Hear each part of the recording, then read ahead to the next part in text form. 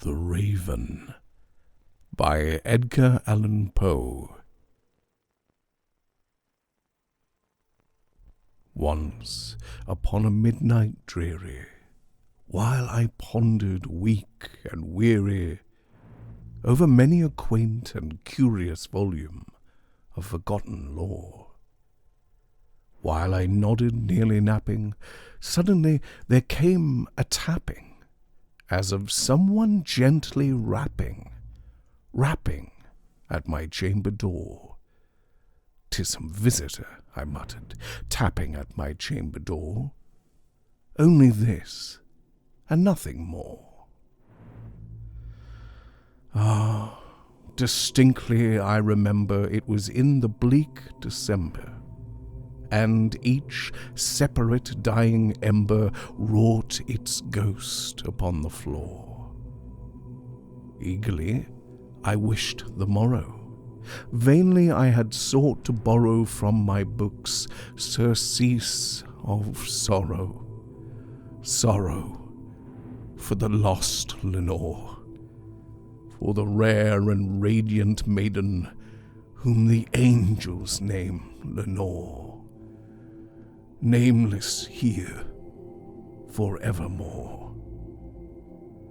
And the silken, sad, uncertain rustling of each purple curtain thrilled me, filled me with fantastic terrors never known before, so that now, to still the beating of my heart, I stood repeating, "'Tis some visitor entreating entrance at my chamber door, some late visitor entreating entrance at my chamber door. This it is, and nothing more." Presently my soul grew stronger, hesitating then no longer. "Sir," said I, "or madam, truly your forgiveness I implore. But the fact is I was napping, and so gently you came rapping, and so faintly you came tapping at my chamber door, that I scarce was sure I heard you. Here I opened wide the door. Darkness there, and nothing more. Deep into that darkness peering, long I stood there, wondering, fearing, doubting, dreaming dreams no mortal ever dared to dream before. But the silence was unbroken, and the stillness gave no token, and the only word there spoken was the whispered word, "Lenore." This I whispered, and an echo murmured back the word,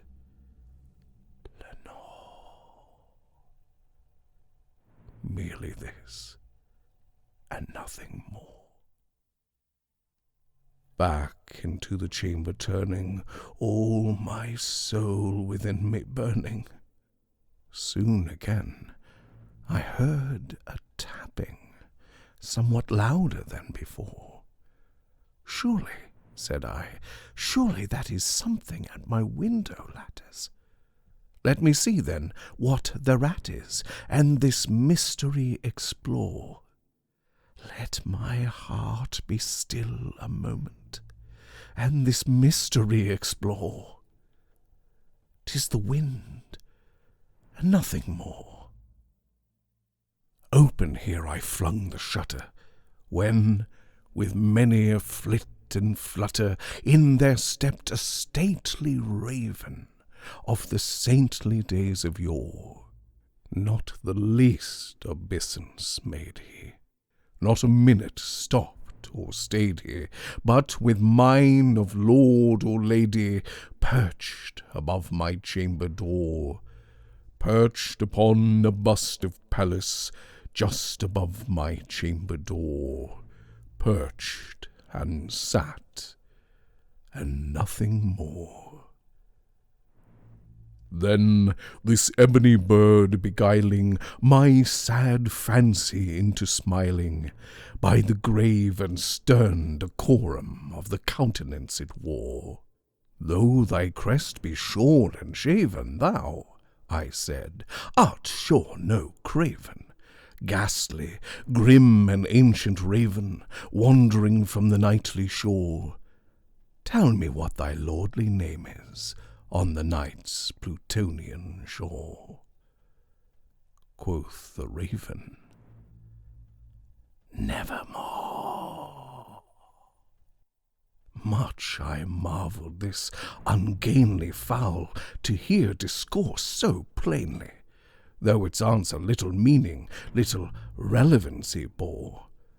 For we cannot help agreeing that no living human being ever yet was blessed with seeing bird above his chamber door, bird or beast upon this sculpted bust above his chamber door, with such name as Nevermore.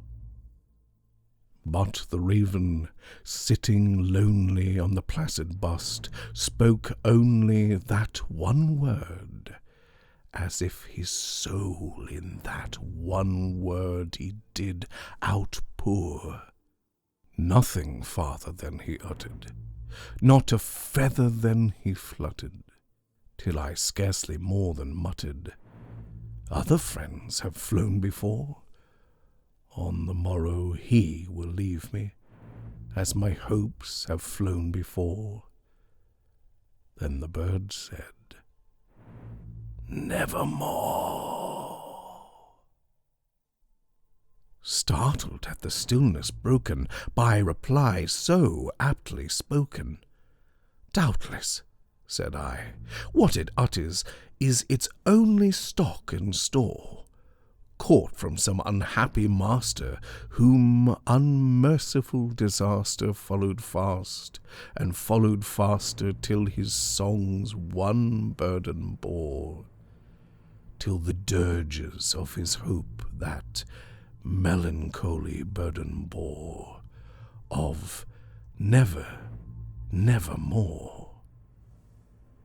But the raven still beguiling all my fancy into smiling, straight I wheeled a cushioned seat in front of bird and bust and door. Then, upon the velvet sinking, I betook myself to linking fancy unto fancy, thinking what this ominous bird of yore, what this grim, ungainly, ghastly, gaunt, and ominous bird of yore meant in croaking, Nevermore.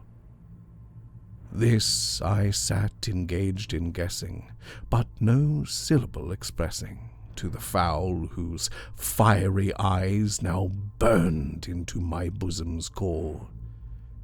This and more I sat divining, with my head at ease reclining on the cushion's velvet lining, that the lamplight gloated o'er, but whose velvet violet lining with the lamplight gloating o'er she shall press, nevermore.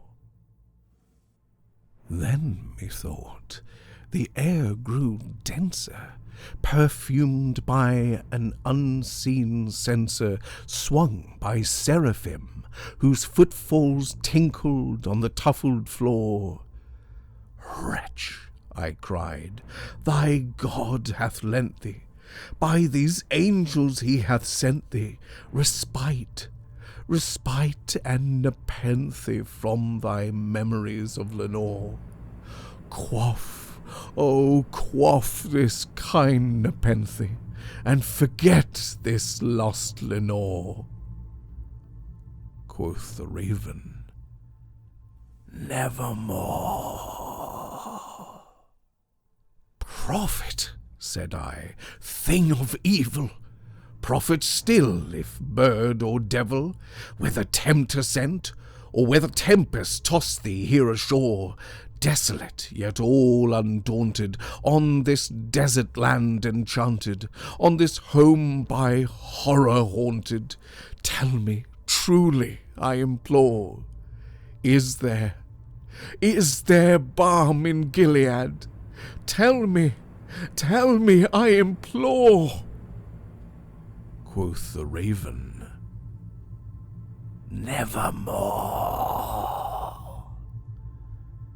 Prophet, said I, thing of evil, prophet still, if bird or devil, by that heaven that bends above us, by that God we both adore, tell this soul with sorrow laden, if within the distant Aidenn it shall clasp a sainted maiden whom the angels name Lenore, clasp a rare and radiant maiden whom the angels name Lenore. Quoth the raven, nevermore. Be that word our sign of parting, bird or fiend? I shrieked, upstarting. Get thee back into the tempest and the night's Plutonian shore. Leave no black plume as a token of that lie thy soul hath spoken. Leave my loneliness unbroken. Quit the bust above my door. Take thy beak from out my heart, and take thy form from off my door. Quoth the raven, nevermore. And the raven, never flitting, still is sitting on the pallid bust of Pallas just above my chamber door. And his eyes have all the seeming of a demon's that is dreaming. And the lamplight o'er him streaming throws his shadow on the floor. And my soul, from out that shadow that lies floating on the floor, shall be lifted nevermore.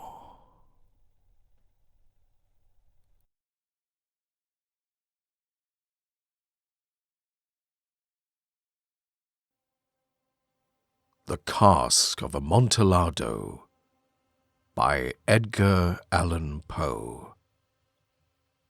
Read by Hugh Carr. The 1,000 injuries of Fortunato I had borne as best I could, but when he ventured upon insult, I vowed revenge. You, who so well know the nature of my soul, will not suppose, however, that gave utterance to threat. At length I would be avenged. This was a point definitely settled, but the very definitiveness with which it was resolved precluded the idea of risk. I must not only punish, but punish with impunity. A wrong is unredressed when retribution overtakes its redresser. It is equally unredressed when the avenger fails to make himself felt as such to him who has done the wrong. It must be understood that neither by word nor deed had I given Fortunato cause to doubt my good will. I continued, as was my wont, to smile in his face, and he did not perceive that my smile now was at the thought of his immolation. He had a weak point, this Fortunato, although in other regards he was a man to be respected and even feared. He prided himself on his connoisseurship in wine. Few Italians have the true virtuoso spirit. For the most part, their enthusiasm is adopted to share the time and opportunity to practice imposture upon the British and Austrian millionaires. In painting and gemmery, Fortunato, like his countrymen, was a quack. But in the matter of old wines, he was sincere. In this respect, I did not differ from him materially. I was skillful in the Italian vintages myself, and bought largely whenever I could. It was about dusk one evening, during the supreme madness of the Carnival season, that I encountered my friend. He accosted me with excessive warmth, for he had been drinking much. The man wore motley. He had on a tight-fitting party-striped dress, and his head was surmounted by the conical cap and bells. I was so pleased to see him that I thought I should never have done wringing his hand. I said to him, "My dear Fortunato, you are luckily met. How remarkably well you are looking today.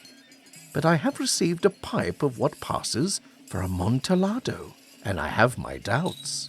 "How?" said he. "Amontillado? A pipe? Impossible.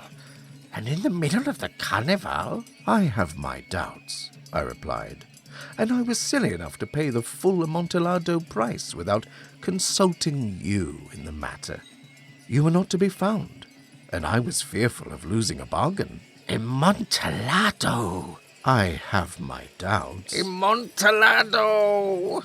"And I must satisfy them." "Amontillado!" "As you are engaged, I am on my way to Lucrece. If anyone has a critical turn, it is he. He will tell me—" "Cressy cannot tell Amontillado from sherry." "And yet some fools will have it that his taste is a match for your own." "Come, let us go."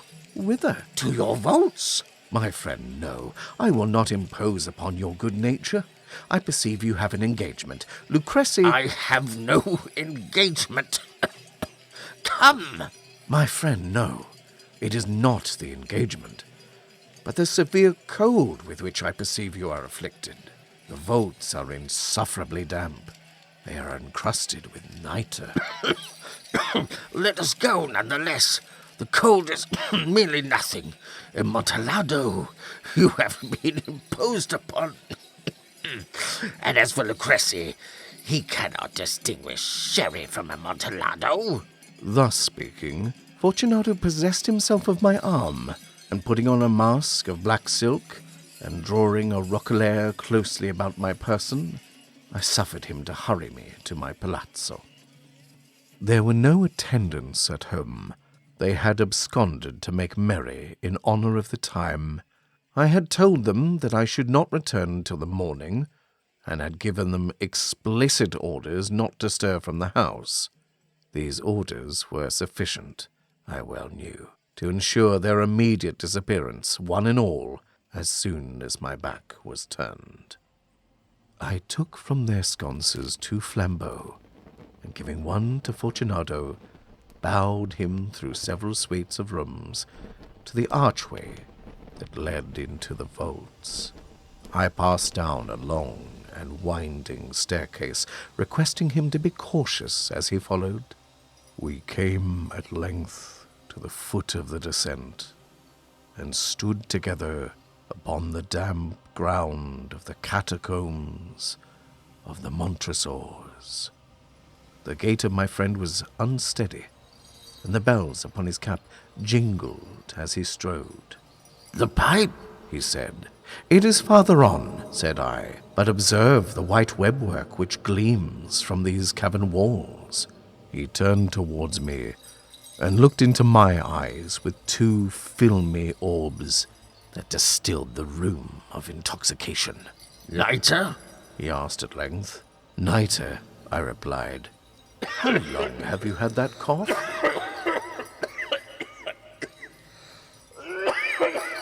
My poor friend found it impossible to reply for many minutes. "It is nothing," he said at last. "Come," I said with decision. "We will go back. Your health is precious. You are rich, respected, admired, beloved. You are happy, as once I was. You are a man to be missed. For me, it is no matter. We will go back. You will be ill, and I cannot be held responsible. Besides, There is Lucrece. Enough, he said. This cough's a mere nothing. It will not kill me. I shall not die of a cough. True, I replied. And indeed, I had no intent of alarming you unnecessarily. But you should use all proper caution. A draught of this medic will defend us from the damps. Here I knocked off the neck of a bottle which I drew from a long row of its fellows that lay upon the mould. Drink, I said, presenting him the wine. He raised it to his lips with a leer. He paused and nodded to me familiarly, while his bells jingled. I drink, he said, to the buried that repose around us. And I, to your long life. Again, he took my arm, and we proceeded. These vaults, he said, are extensive. The Montresors, I replied, were a great and numerous family. I forgot your arms. A huge human foot, door, in a field azure. The foot crushes a serpent rampant, whose fangs are embedded in the heel. And the motto? Nemo me impune lacessit. Good, he said. The wine sparkled in his eyes, and the bells jingled. My own fancy grew warm with the medic. We had passed through long halls of piled skeletons, with casks and puncheons intermingling, into the inmost recesses of the catacombs. I paused again, and this time I made bold to seize Fortunato by an arm above the elbow. The nitre, I said. See, it increases. It hangs like moss upon the vaults. We are below the river's bed. The drops of moisture trickle among the bones.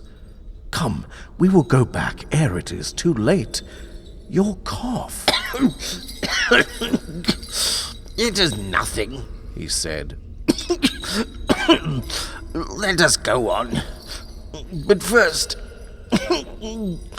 another draught of the medic. I broke and reached him a flagon of de Grave. He emptied it in a breath. His eyes flashed with a fierce light.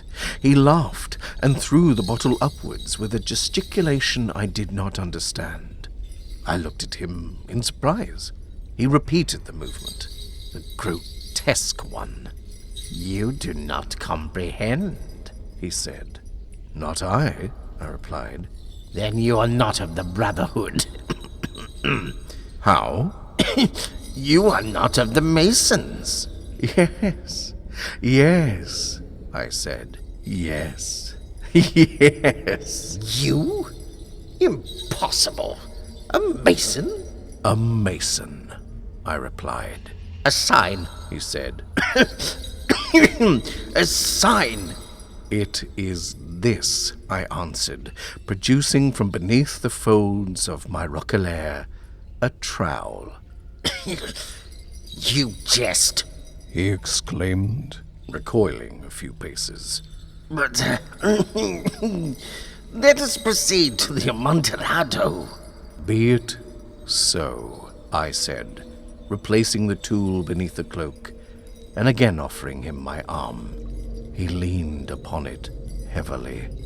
We continued our route in search of the Amontillado. We passed through a range of low arches, descended, passed on, and descended again, arrived at a deep crypt in which the foulness of the air caused our flambeau rather to glow than flame.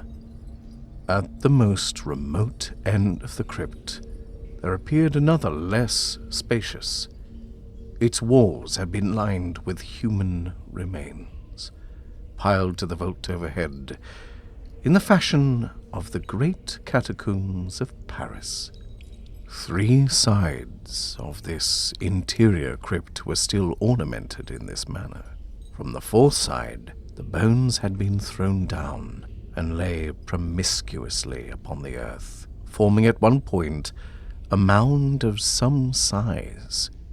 Within the wall thus exposed by the displacing of the bones, we perceived a still interior crypt or recess, in depth about 4 feet, in width 3, in height 6 or 7.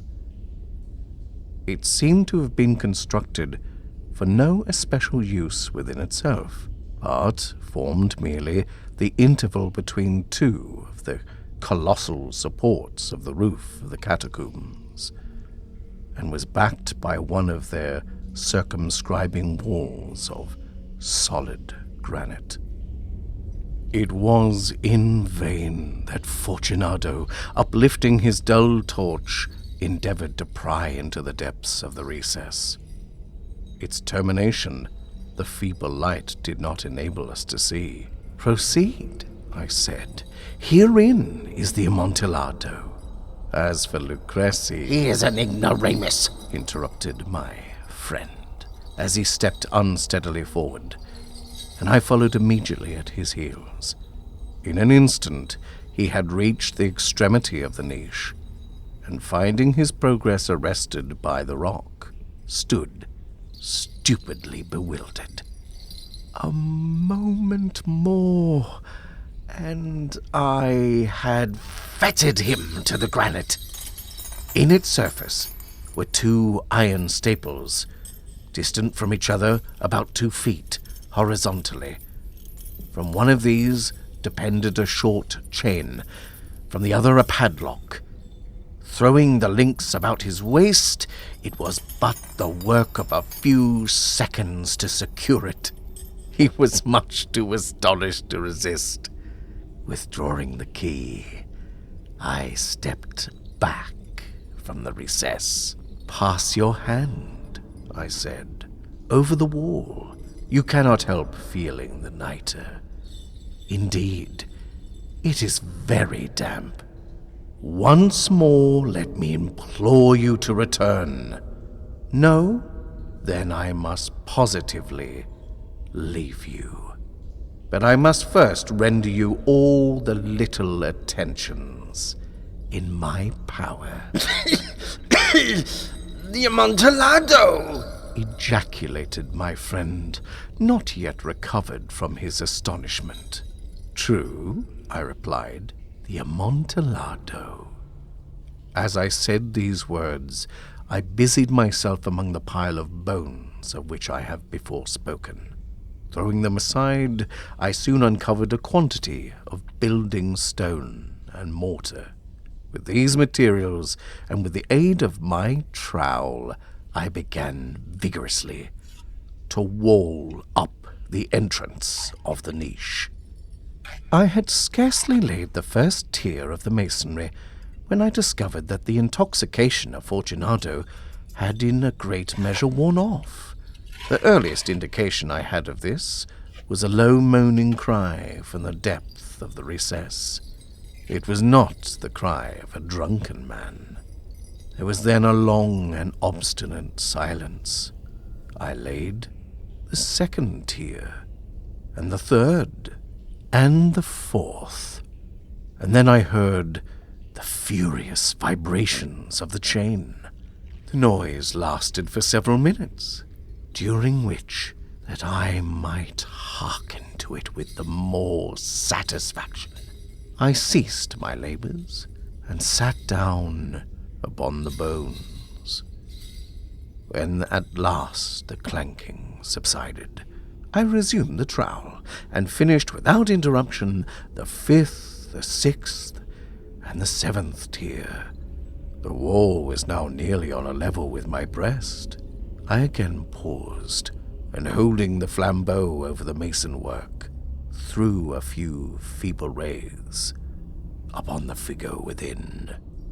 A succession of loud and shrill screams, bursting suddenly from the throat of the chained form, seemed to thrust me violently back. For a brief moment, I hesitated. I trembled.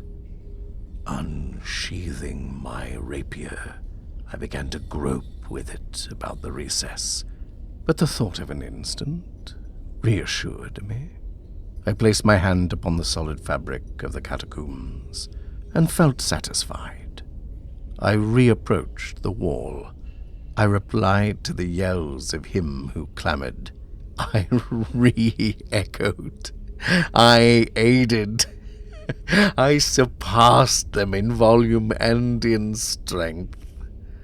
I did this, and the clamor grew still.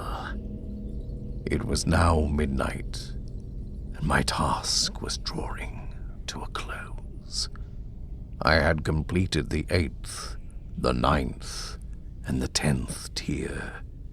I had finished a portion of the last and the 11th.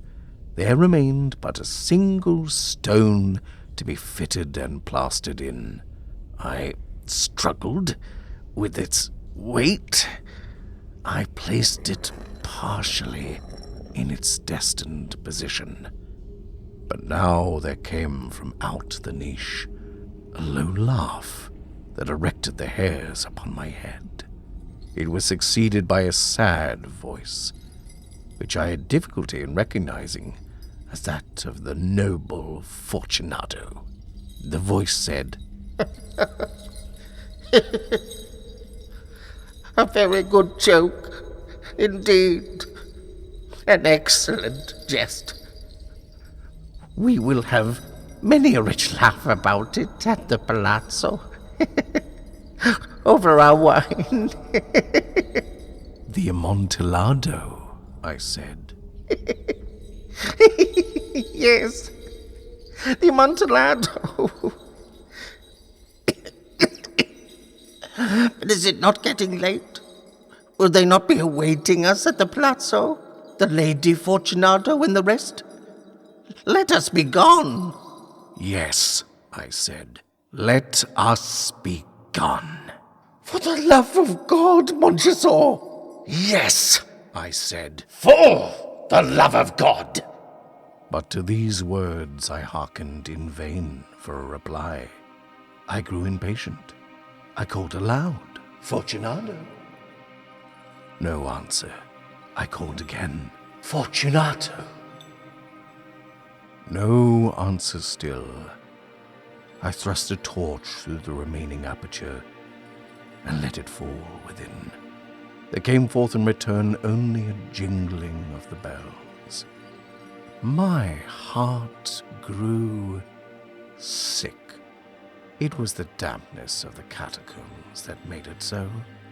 I hastened to make an end of my labor. I forced the last stone into its position. I plastered it up. Against the new masonry, I re-erected the old rampart of bones. For the half of a century, no mortal has disturbed them. In pace requiescat. Rest in peace.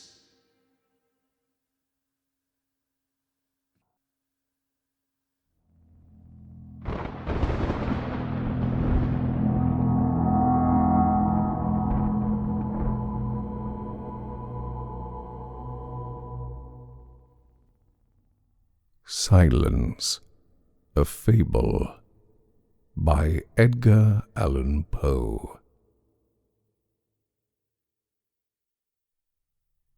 Ours is a world of words.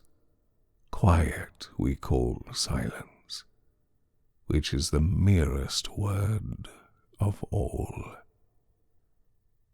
Al-Araf.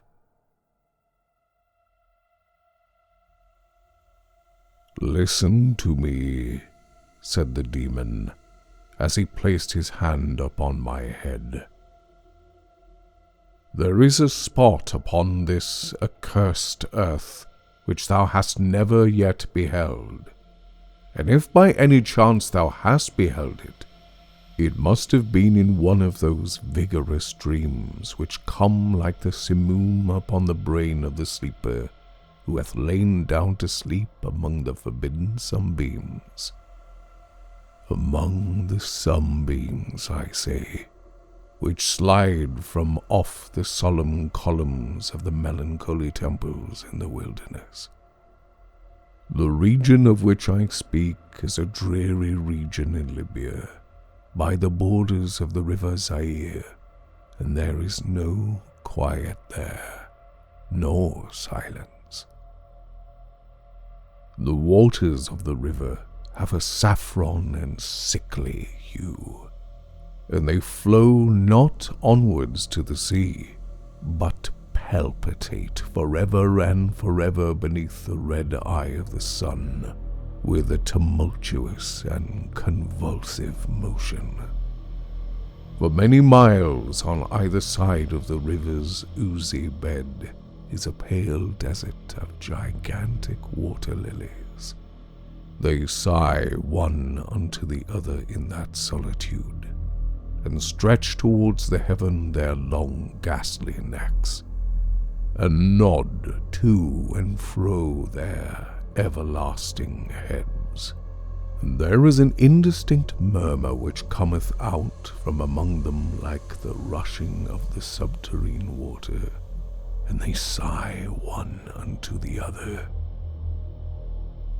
But there is a boundary to their realm, the boundary of the dark, horrible, lofty forest. There, like the waves about the Hebrides, the low underwood is agitated continually, but there is no wind throughout the heaven, and the tall primeval trees rock eternally hither and thither with a crashing and mighty sound. And from their high summits, one by one, drop everlasting dews, and at the roots strange poisonous flowers lie writhing in perturbed slumber.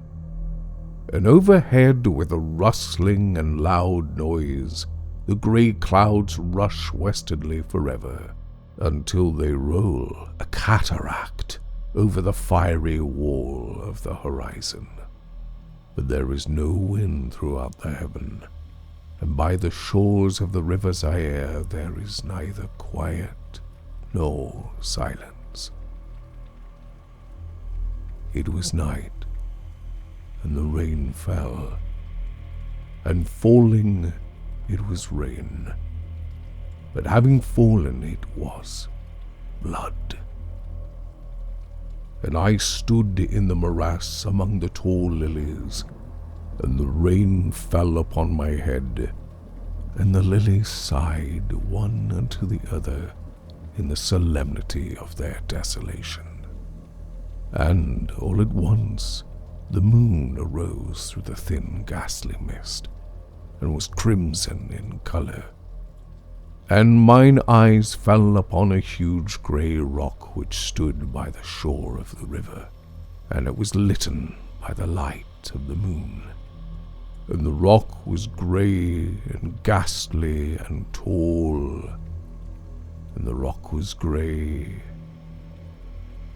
Upon its front were characters engraved in the stone, and I walked through the morass of water lilies until I came close unto the shore, that I might read the characters upon the stone. But I could not decipher the characters, and I was going back into the morass when the moon shone with a fuller red, and I turned and looked again upon the rock, and upon the characters, and the characters were desolation. And I looked upwards, and there stood a man upon the summit of the rock, and I hid myself among the water lilies that I might discover the actions of the man. And the man was tall and stately in form, and was wrapped up from his shoulders to his feet in the toga of old Rome. and the outlines of his figure were indistinct, but his features were the features of a deity. For the mantle of the night and of the mist and of the moon and of the dew had left uncovered the features of his face, and his brow was lofty with thought, and his eye wild with care, and in the few furrows upon his cheek I read the fables of sorrow and weariness and disgust with mankind, and a longing after solitude. And the moon shone upon his face, and upon the features of his face, and oh, they were more beautiful than the airy dreams which hovered about the souls of the daughters of Delos.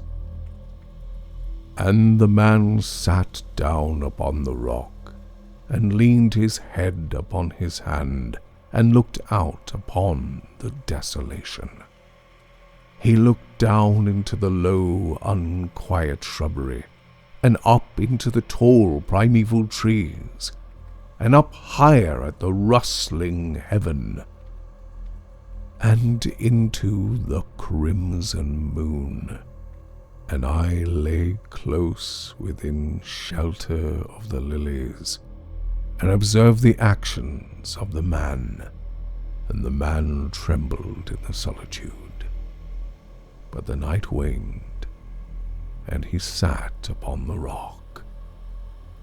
And the man turned his attention from the heavens, and looked out upon the dreary river Zaire, and upon the yellow ghastly waters, and upon the pale legions of the water lilies. And the man listened to the sighs of the water lilies, and of the murmur that came up from among them. And I lay close within my covert, and observed the actions of the man. And the man trembled in the solitude. But the night waned, and he sat upon the rock. Then I went down into the recesses of the morass, and waded afar in among the wilderness of the lilies, and called unto the hippopotamuses which dwelt among the fens in the recesses of the morass. And the hippopotamuses heard my call, and came with the behemoth unto the foot of the rock, and roared loudly and fearfully beneath the moon.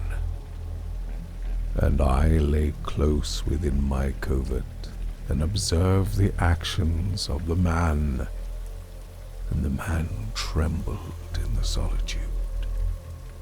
But the night waned, and he sat upon the rock.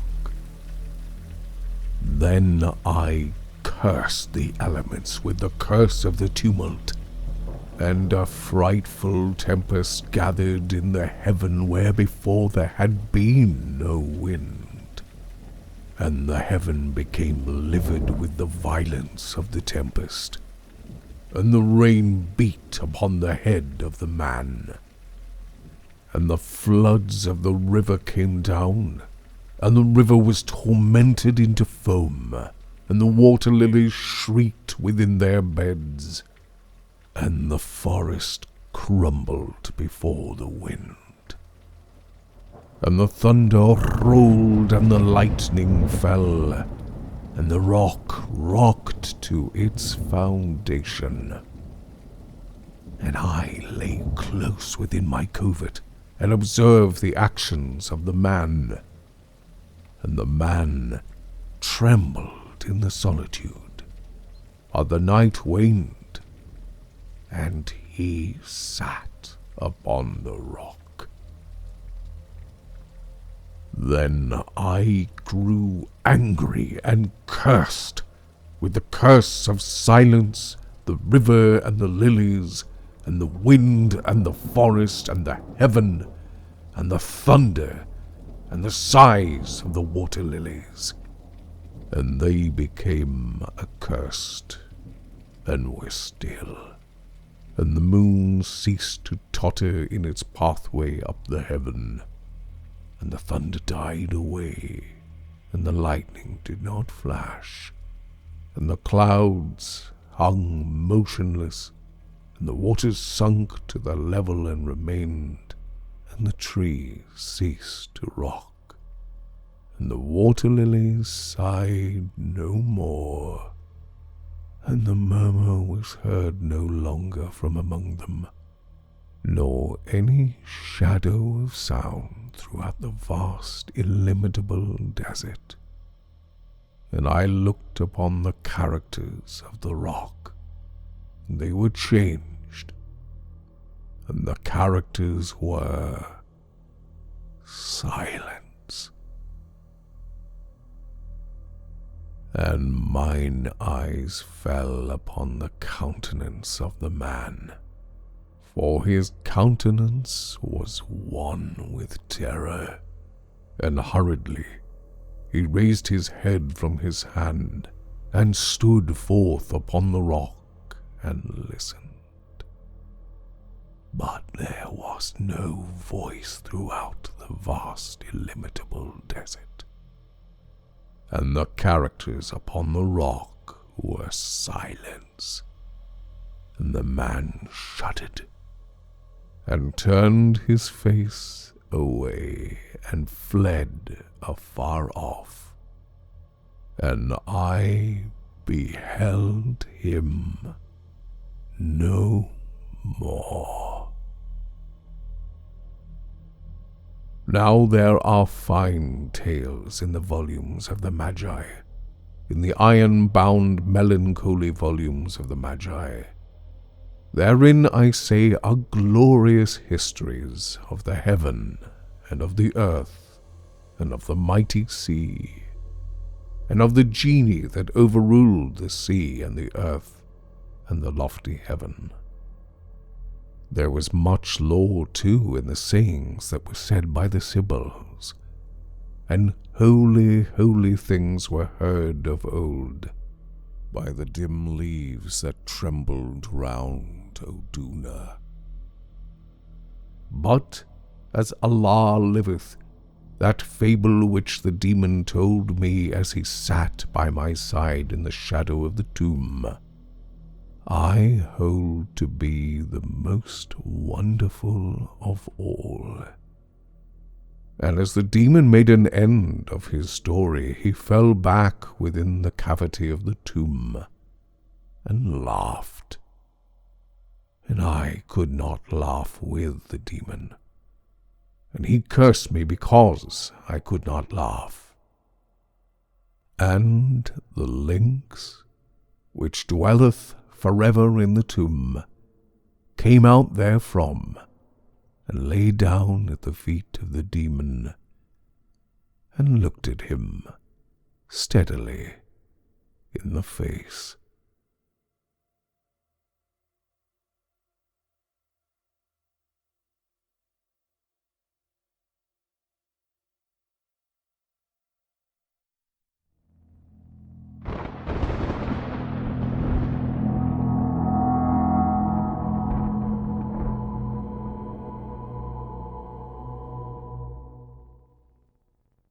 The Masque of the Red Death by Edgar Allan Poe. Read for you by Hugh Carr. The Red Death had long devastated the country. No pestilence had ever been so fatal or so hideous. Blood was its avatar, and its seal the redness and the horror of blood. There were sharp pains and sudden dizziness, and then profuse bleeding at the pores with dissolution. The scarlet stains upon the body, and especially upon the face of the victim, were the pest ban which shut him out from the aid and from the sympathy of his fellow men. And the whole seizure, progress, and termination of the disease were the incidents of half an hour. But the Prince Prospero was happy and dauntless and sagacious. When his dominions were half depopulated, he summoned to his presence 1,000 hale and light-hearted friends, from among the knights and dames of his court, and with these retired to the deep seclusion of one of his castellated abbeys. This was an extensive and magnificent structure, the creation of the prince's own eccentric yet august taste. A strong and lofty wall girdled it in. This wall had gates of iron. The courtiers, having entered, brought furnaces and massy hammers and welded the bolts. They resolved to leave means neither of ingress nor egress to the sudden impulses of despair or of frenzy from within. The abbey was amply provisioned. With such precautions the courtiers might bid defiance to contagion. The external world could take care of itself. In the meantime it was folly to grieve or to think. The prince had provided all the appliances of pleasure. There were buffoons, there were improvisatori, there were ballet dancers, there were musicians, there was beauty, there was wine. All these and security were within. Without was the Red Death. It was towards the close of the 5th or 6th month of his seclusion, and while the pestilence raged most furiously abroad, that the Prince Prospero entertained his 1,000 friends at a masked ball of the most unusual magnificence. It was a voluptuous scene, that masquerade. But first, let me tell of the rooms in which it was held. These were 7, an imperial suite.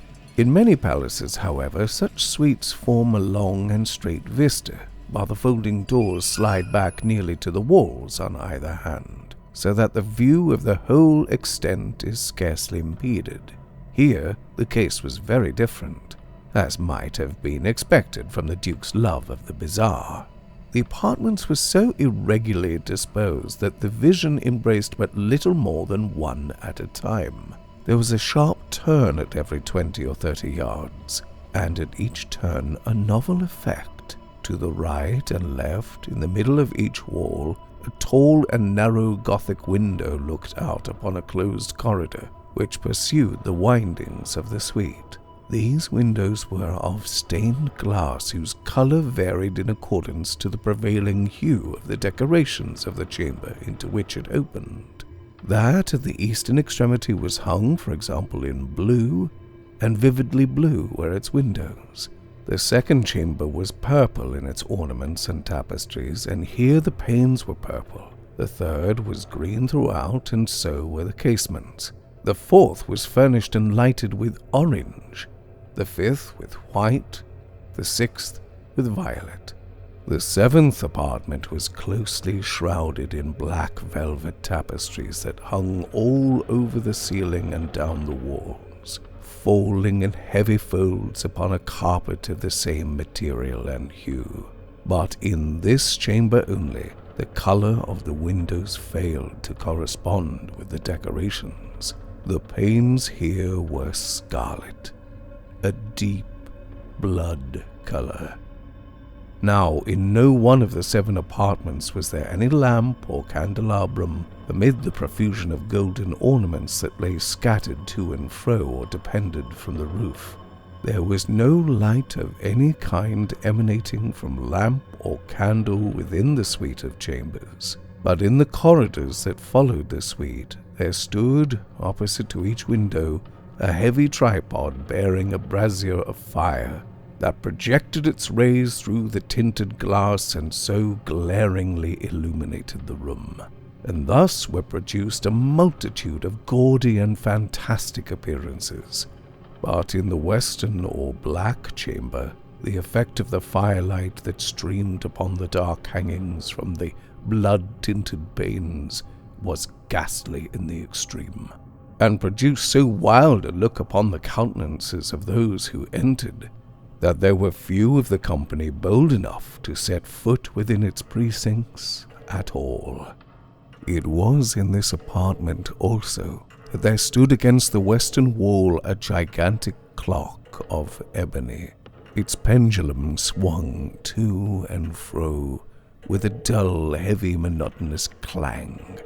And when the minute hand made the circuit of the face and the hour was to be stricken, there came from the brazen lungs of the clock a sound which was clear and loud and deep and exceedingly musical, but of so peculiar a note and emphasis that, at each lapse of an hour, the musicians of the orchestra were constrained to pause momentarily in their performance, to hearken to the sound, and thus the waltzes before ceased their evolutions, and there was a brief disconcert of the whole gay company. And while the chimes of the clock yet rang, it was observed that the giddiest grew pale, and the more aged and sedate passed their hands over their brows as if in confused reverie or meditation. But when the echoes had fully ceased, a light laughter at once pervaded the assembly. The musicians looked at each other and smiled as if at their own nervousness and folly, and made whispering vows, each to the other, that the next chiming of the clock should produce in them no similar emotion. And then, after the lapse of 60 minutes, which embrace 3,600 seconds of the time that flies, there came yet another chiming of the clock, and then with the same disconcert and tremulousness and meditation as before. But in spite of these things, it was a gay and magnificent revel. The tastes of the Duke were peculiar. He had a fine eye for colours and effects. He disregarded the decora of mere fashion. His plans were bold and fiery, and his conceptions glowed with barbaric lustre. There are some who would have thought him mad. His followers felt he was not. It was necessary to hear and see and touch him to be sure that he was not. He had directed in great part the movable embellishments of the 7 chambers upon occasion of this great fete, and it was his own guiding taste which had given character to the masqueraders. Be sure, they were grotesque. There were much glare and glitter and piquancy and phantasm, much of what has been since seen in Hernani. There were arabesque figures with unsuited limbs and appointments. There were delirious fancies such as the madman fashions. There were much of the beautiful, much of the wanton, much of the bizarre, something of the terrible, and not a little of that which might have excited disgust. To and fro in the 7 chambers there stalked, in fact, a multitude of dreams. And these, the dreams, writhed in and about, taking hue from the rooms, and causing the wild music of the orchestra to seem as the echo of their steps. And anon there strikes the ebony clock which stands in the hall of the velvet, and then, for a moment, all is still, and all is silent save the voice of the clock. The dreams are stiff frozen as they stand, but the echoes of the chime die away. They have endured but an instant, and a light, half-subdued laughter floats after them as they depart. And now and again the music swells, and the dreams live and writhe to and fro more merrily than ever, taking hue from the many-tinted windows through which stream the rays from the tripods. But to the chamber which lies most westwardly of the 7, there are now none of the maskers who venture, for the night is waning away, and there flows a ruddier light through the blood-colored panes, and the blackness of the sable drapery appalls.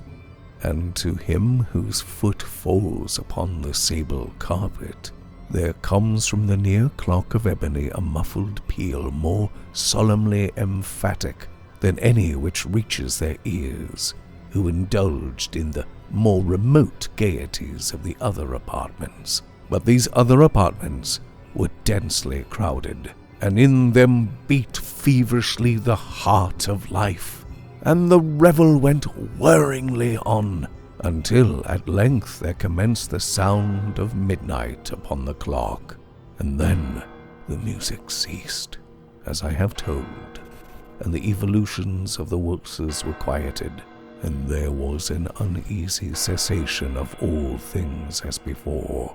But now there were 12 strokes to be sounded by the bell of the clock, and thus it happened perhaps that more of thought crept with more of time into the meditations of the thoughtful among those who revelled. And thus too it happened, perhaps, that before the last echoes of the last chime had utterly sunk into silence, there were many individuals in the crowd who had found leisure to become aware of the presence of a masked figure which had arrested the attention of no single individual before.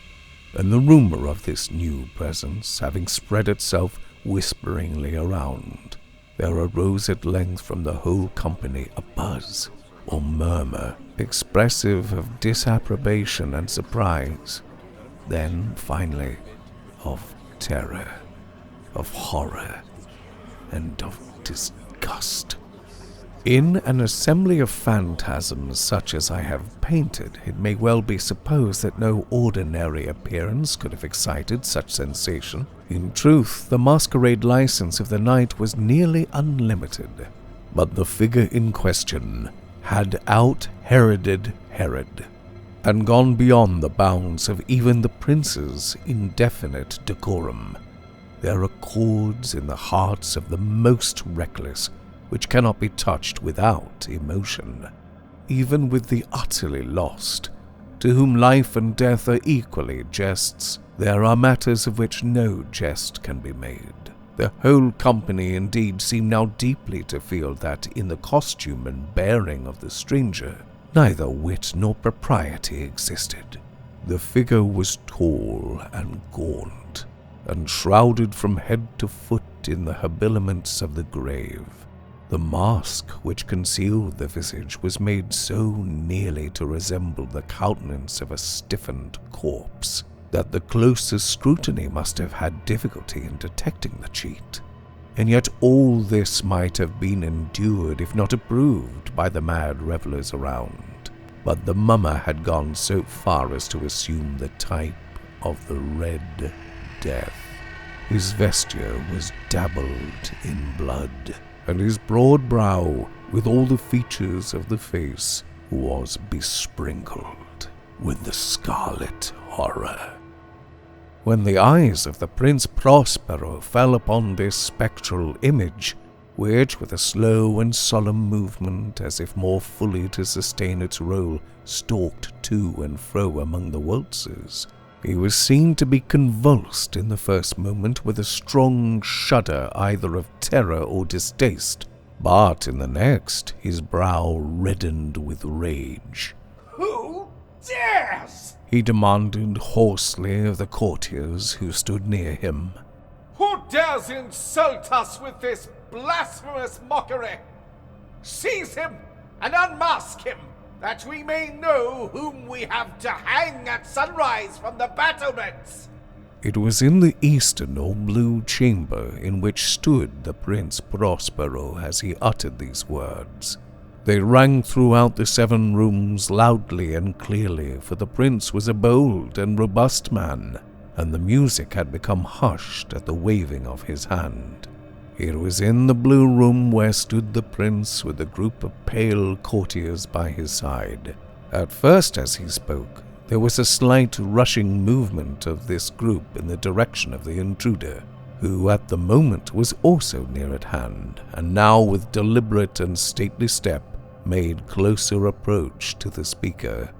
But from a certain nameless awe with which the mad assumptions of the mummer had inspired the whole party, there were found none who would put forth hand to seize him, so that unimpeded he passed within a yard of the prince's person, and while the vast assembly, as if with one impulse, shrank from the centers of the rooms to the walls, he made his way uninterruptedly but with the same and solemn and measured step which had distinguished him from the first, through the blue chamber to the purple, through the purple to the green, through the green to the orange, through this again to the white, and even thence to the violet, ere a decided movement had been made to arrest him.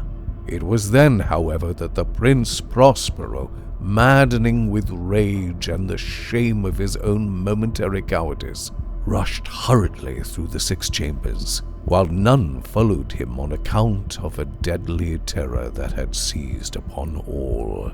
He bore aloft a drawn dagger, and had approached in rapid impetuosity to within 3 or 4 feet of the retreating figure, when the latter, having attained the extremity of the velvet apartment, turned suddenly and confronted his pursuer. There was a sharp cry, and the dagger dropped gleaming upon the sable carpet, upon which, instantly afterwards, fell, prostrate in death, the Prince Prospero.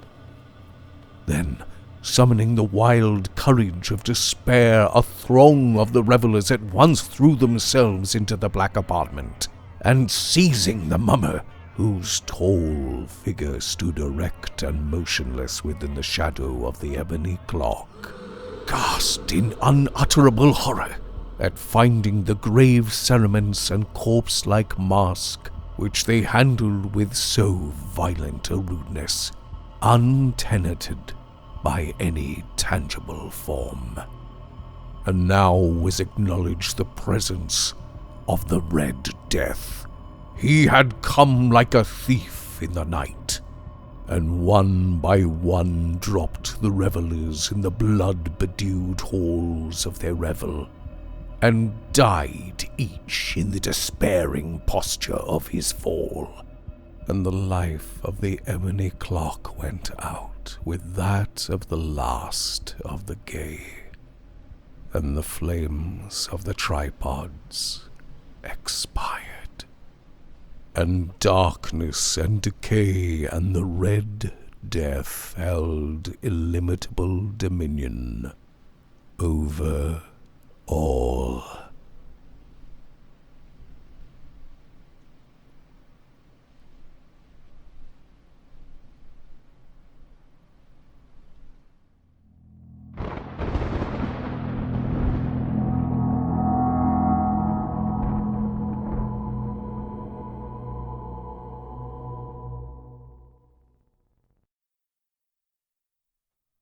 Hopfrog by Edgar Allan Poe. Read for you by Hugh Carr. I never knew anyone so keenly alive to a joke as the king was. He seemed to live only for joking. To tell a good story of the joke kind, and to tell it well, was the surest road to his favor. Thus it happened that his 7 ministers were all noted for their accomplishments as jokers. They all took after the king, too, in being large, corpulent, oily men, as well as inimitable jokers.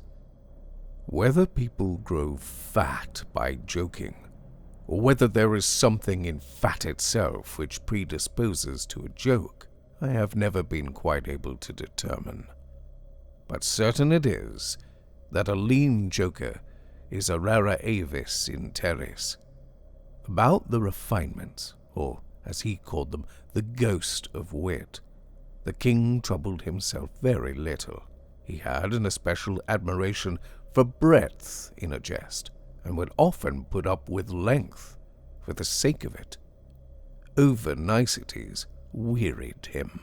He would have preferred Rabelais' Gargantua to the Zadig of Voltaire, and upon the whole, practical jokes suited his taste far better than verbal ones. At the date of my narrative, professing jesters had not altogether gone out of fashion at court. Several of the great continental powers still retained their fools, who wore motley, with caps and bells, and who were expected to be always ready with sharp witticisms at a moment's notice, in consideration of the crumbs that fell from the royal table. Our king, as a matter of course, retained his fool. The fact is, he required something in the way of folly, if only to counterbalance the heavy wisdom of the 7 wise men who were his ministers, not to mention himself. His fool, or professional jester, was not only a fool, however. His value was trebled in the eyes of the king by the fact of his being also a dwarf and a cripple. Dwarfs were as common at court in those days as fools, and many monarchs would have found it difficult to get through their days are rather longer at court than elsewhere, without both a jester to laugh with and a dwarf to laugh at. But, as I have already observed, your jesters, in 99 cases out of 100, are fat, round, and unwieldy, so that it was no small source of self-gratulation with our king that, in Hopfrog, this was the fool's name, he possessed a triplicate treasure in one person. I believe the name Hopfrog was not that given to the dwarf by his sponsors of baptism, but it was conferred upon him by general consent of the several ministers on account of his inability to walk as other men do. In fact, Hopfrog could only get along by a sort of interjectional gait, something between a leap and a wriggle, a movement that afforded illimitable amusement, and of course consolation to the king, for, notwithstanding the protuberance of his stomach and a constitutional swelling of the head, the king, by his whole court, was accounted a capital figure.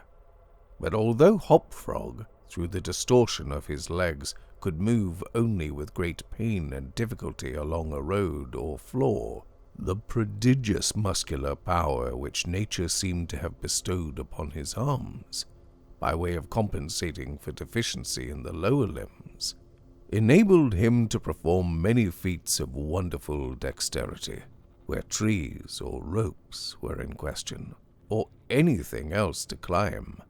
At such exercises he certainly much more resembled a squirrel or a small monkey than a frog. I am not able to say with precision from what country Hopfrog originally came. It was from some barbarous region, however, that no one ever heard of, a vast distance from the court of our king. Hopfrog and a young girl, very little less dwarfish than himself, although of exquisite proportions and a marvelous dancer, had been forcibly carried off from their respective homes in adjoining provinces, and sent as presents to the king by one of his ever-victorious generals. Under these circumstances, it is not to be wondered at that a close intimacy arose between the 2 little captives. Indeed, they soon became sworn friends. Hopfrog, who, although he made a great deal of sport, was by no means popular, had it not in his power to render Trippetta many services. But she, on account of her grace and exquisite beauty, although a dwarf, was universally admired and petted. So she possessed much influence, and never failed to use it whenever she could for the benefit of Hopfrog. On some grand state occasion, I forgot what, the king determined to have a masquerade, and whenever a masquerade or anything of that kind occurred at our court, then the talents both of Hopfrog and Trippetta were sure to be called into play. Hopfrog in especial was so inventive in the way of getting up pageants, suggesting novel characters and arranging costumes for masked balls, that nothing could be done, it seems, without his assistance. The night appointed for the fete had arrived. A gorgeous hall had been fitted up under Trippetta's eye, with every kind of device which could possibly give éclat to a masquerade. The whole court was in a fever of expectation. As for costumes and characters, it might well be supposed that everybody had come to a decision on such points. Many had made up their minds as to what roles they should assume a week or even a month in advance. And in fact, there was not a particle of indecision anywhere, except in the case of the king and his 7 ministers. Why they hesitated I could never tell, unless they did it by way of a joke. More probably, they found it difficult, on account of being so fat to make up their minds. At all events, time flew, and as a last resort, they sent for Trippetta and Hopfrog. When the 2 little friends obeyed the summons of the king, they found him sitting at his wine with his 7 members of his cabinet council.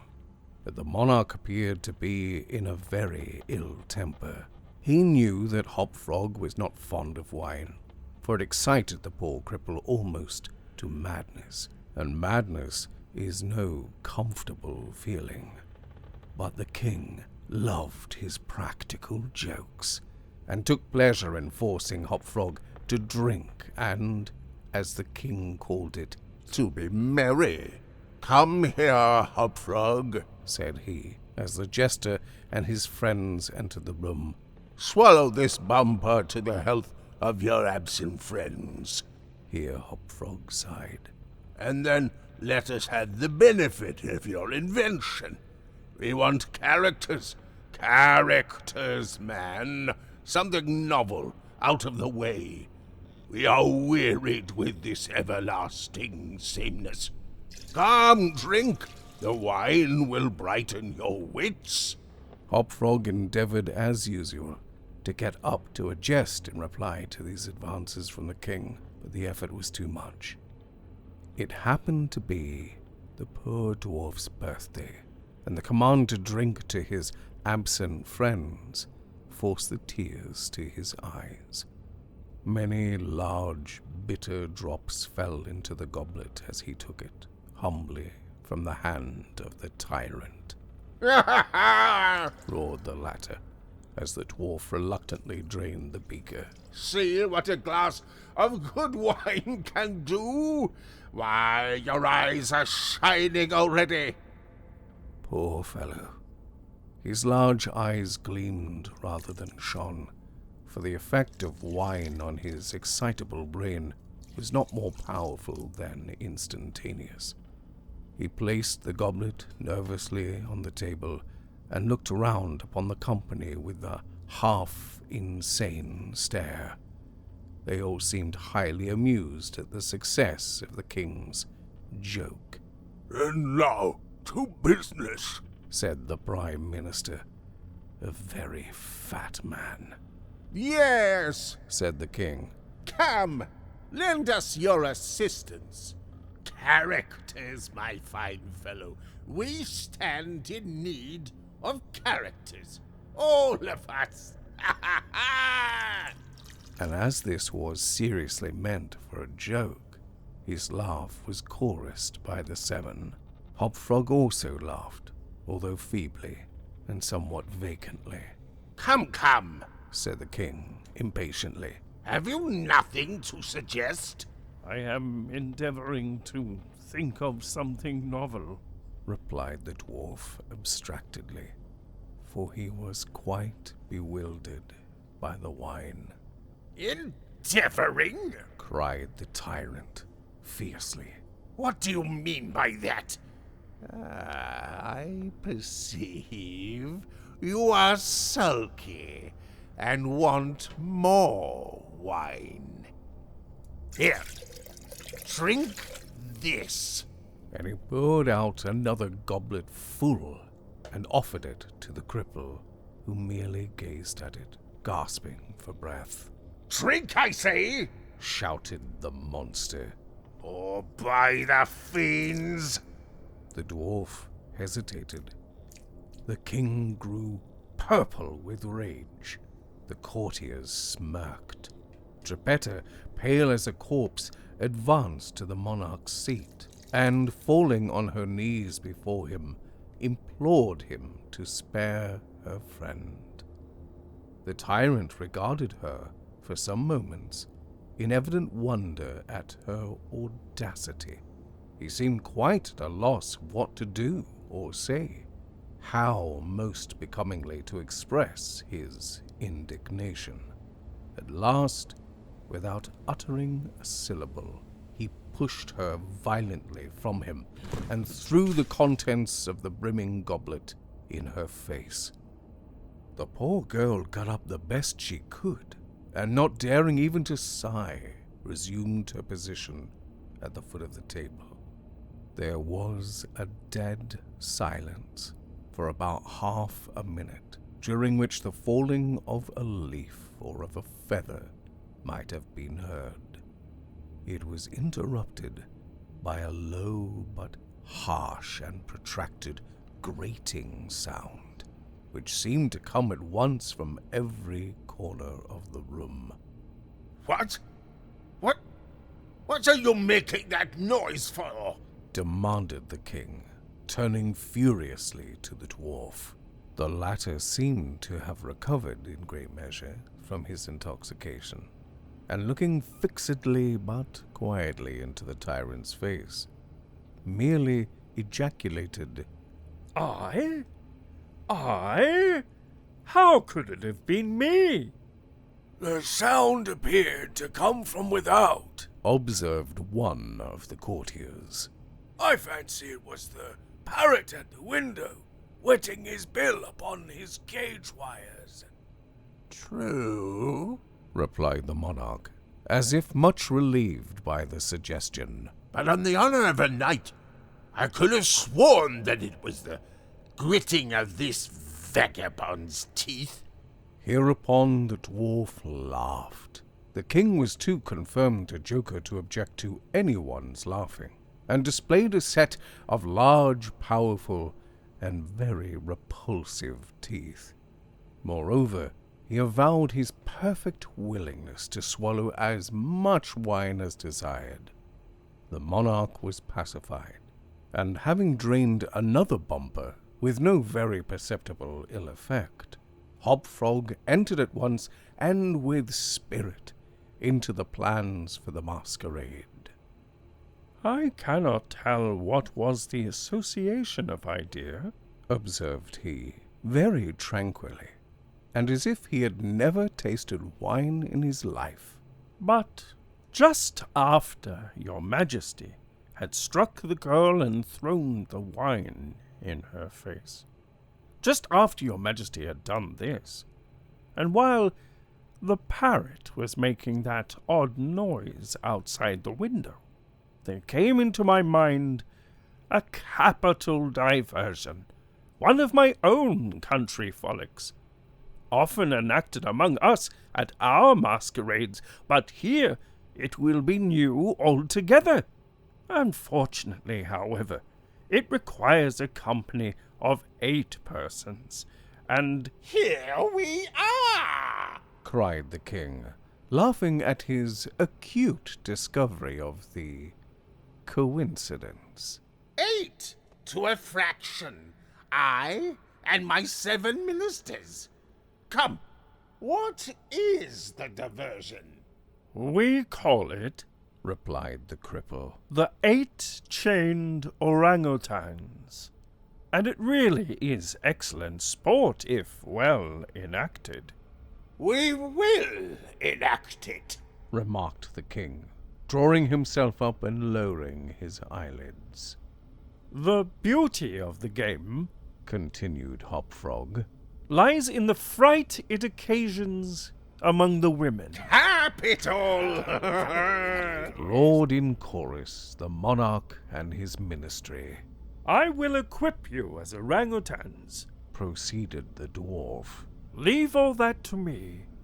The resemblance shall be so striking that the company of masqueraders will take you for real beasts.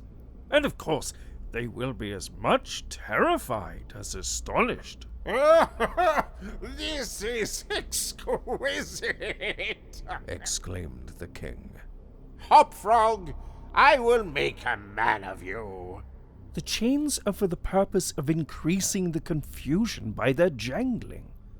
You are supposed to have escaped en masse from your keepers. Your Majesty cannot conceive the effect produced at a masquerade by 8 chained orangutans, imagined to be real ones by most of the company, and rushing in with savage cries among the crowd of delicately and gorgeously habited men and women. The contrast is inimitable. It must be, said the king, and the council arose hurriedly, as it was growing late, to put in execution the scheme of Hopfrog. His mode of equipping the party as orangutans was very simple, but effective enough for his purposes. The animals in question had, at the epoch of my story, very rarely been seen in any part of the civilized world, and as the imitations made by the dwarf were sufficiently beast-like and more than sufficiently hideous, their truthfulness to nature was thus thought to be secured. The king and his ministers were first encased in tight-fitting stockinette shirts and drawers. They were then saturated with tar. At this stage of the process, someone of the party suggested feathers, but the suggestion was at once overruled by the dwarf, who soon convinced the 8 by ocular demonstration that the hair of such a brute as the orangutan was much more efficiently represented by flax.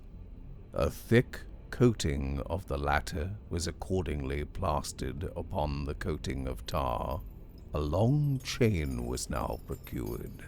First, it was passed about the waist of the king and tied, then about another of the party and also tied, then about all successively in the same manner. When this chaining arrangement was complete, and the parties stood as far apart from each other as possible, they formed a circle, and to make all things appear natural, Hopfrog passed the residue of the chain in 2 diameters, at right angles across the circle, after the fashion adopted at the present day by those who capture chimpanzees or other large apes in Borneo. The grand saloon in which the masquerade was to take place was a circular room, very lofty, and receiving the light of the sun only through a single window at top.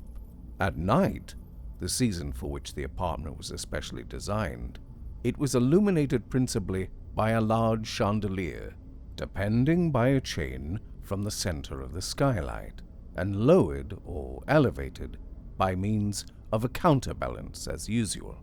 But in order not to look unsightly, this latter passed outside the cupola and over the roof. The arrangements of the room had been left to Trippetta's superintendence, but in some particulars, it seems, she had been guided by the calmer judgment of her friend, the dwarf. At his suggestion it was that, on this occasion, the chandelier was removed. Its waxen drippings, which, in weather so warm it was quite impossible to prevent, would have been seriously detrimental to the rich dresses of the guests, who, on account of the crowded state of the saloon, could not all be expected to keep out its center, that is to say, from under the chandelier. Additional sconces were set in various parts of the hall, out of the way, and a flambeau emitting sweet odor was placed in the right hand of each of the caryatides that stood against the wall, some 50 or 60 altogether. The 8 orangutans, taking Hopfrog's advice, waited patiently until midnight, when the room was thoroughly filled with masqueraders, before making their appearance. No sooner had the clock ceased striking, however, than they rushed, or rather rolled in altogether, for the impediment of their chains caused most of the party to fall and all to stumble as they entered. The excitement among the masqueraders was prodigious and filled the heart of the king with glee. As had been anticipated, there were not a few of the guests who supposed the ferocious-looking creatures to be beasts of some kind in reality, if not precisely orangutans. Many of the women swooned with affright, and had not the king taken the precaution to exclude all weapons from the saloon, his party might soon have expiated their frolic in their blood. As it was, a general rush was made for the doors, but the king had ordered them to be locked immediately upon his entrance, and, at the dwarf's suggestion, the keys had been deposited with him. While the tumult was at its height, and each masquerader attentive only to his own safety, for in fact there was much real danger from the pressure of the excited crowd, the chain by which the chandelier ordinarily hung, and which had been drawn up on its removal, might have been seen very gradually to descend until its hooked extremity came within 3 feet of the floor. Soon after this, the king and his 7 friends, having reeled about the hall in all directions, found themselves at length in its center, and, of course, in immediate contact with the chain. While they were thus situated, the dwarf, who had followed closely at their heels, inciting them to keep up the commotion, took hold of their own chain at the intersection of the 2 portions which crossed the circle diametrically and at right angles. Here, with the rapidity of thought, he inserted the hook from which the chandelier had been wont to depend, and, in an instant, by some unseen agency, the chandelier chain was drawn so far upward as to take the hook out of reach, and, as an inevitable consequence, to drag the orangutans together in close connection and face to face. The masqueraders by this time had recovered in some measure from their alarm, and beginning to regard the whole matter as a well-contrived pleasantry, set up a loud shout of laughter at the predicament of the apes. "Leave them to me!" now screamed Hopfrog, his shrill voice making itself easily heard through all the din. "Leave them to me! I fancy I know them. If I can only get a good look at them, I can soon tell who they are." Here, scrambling over the heads of the crowd, he managed to get to the wall when, seizing a flambeau from one of the caryatides, he returned, as he went, to the center of the room, leaped, with the agility of a monkey, upon the king's head, and thence clambered a few feet up the chain, holding down the torch to examine the group of orangutans, and still screaming, "I shall soon find out who they are!" And now, while the whole assembly, the apes included, were convulsed with laughter, the jester suddenly uttered a shrill whistle, when the chain flew violently up for about 30 feet, dragging with it the dismayed and struggling orangutans, and leaving them suspended in midair between the skylight and the floor. Hopfrog, clinging to the chain as it rose, still maintained his relative position in respect to the 8 maskers, and still, as if nothing were the matter, continued to thrust his torch down towards them, as though endeavoring to discover who they were. So thoroughly astonished were the whole company at this ascent, that a dead silence of about a minute's duration ensued. It was broken by just such a low, harsh, grating sound as had before attracted the attention of the king and his counselors when the former threw the wine in the face of Trippetta. But on the present occasion, there could be no question as to whence the sound issued. It came from the fang-like teeth of the dwarf, who ground them and gnashed them as he foamed at the mouth and glared with an expression of maniacal rage into the upturned countenances of the king and his 7 companions. "Aha!" said at length the infuriated jester. Aha! I begin to see who these people are now! Here, pretending to scrutinize the king more closely, he held the flambeau to the flaxen coat which enveloped him, and which instantly burst into a sheet of vivid flame. In less than half a minute, the whole 8 orangutans were blazing fiercely, amid the shrieks of the multitude who gazed at them from below, horror-stricken and without the power to render them the slightest assistance. At length, the flames, suddenly increasing in virulence, forced the jester to climb higher up the chain, to be out of their reach. And as he made this movement, the crowd again sank for a brief moment into silence. The dwarf seized his opportunity and once more spoke. I see now, distinctly, He said, what manner of people these maskers are. They are a great king and his 7 privy councillors. A king who does not scruple to strike a defenseless girl, and his 7 councillors who abet him in the outrage. As for myself, I am simply Hopfrog the Jester, and this is my last jest! owing to the high combustibility of both the flax and the tar to which it adhered, the dwarf had scarcely made an end of his brief speech before the work of vengeance was complete. The 8 corpses swung in their chains, a fetid, blackened, hideous, and indistinguishable mass.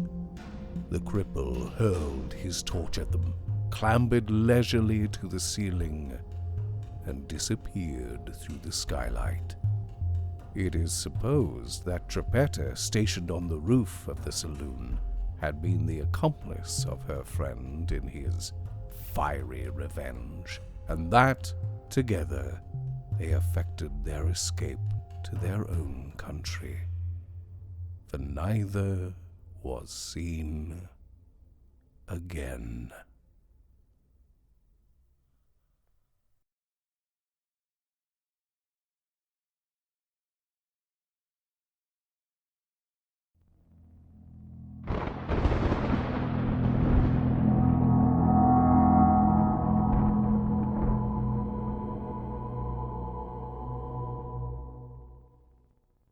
This story is dedicated to Dramacide and Puddles. Thank you for your support and your friendship. Please help the channel by pushing the like button and leaving a comment below. Please subscribe. A new story comes out every 2 weeks, so push the notification bell so you never miss out. It's now easier to support the channel by giving a tip. Simply push the tip button and select the amount. Everything helps. Above all, please share with your friends. And now, on with the tale. The Pit and the Pendulum by Edgar Allan Poe.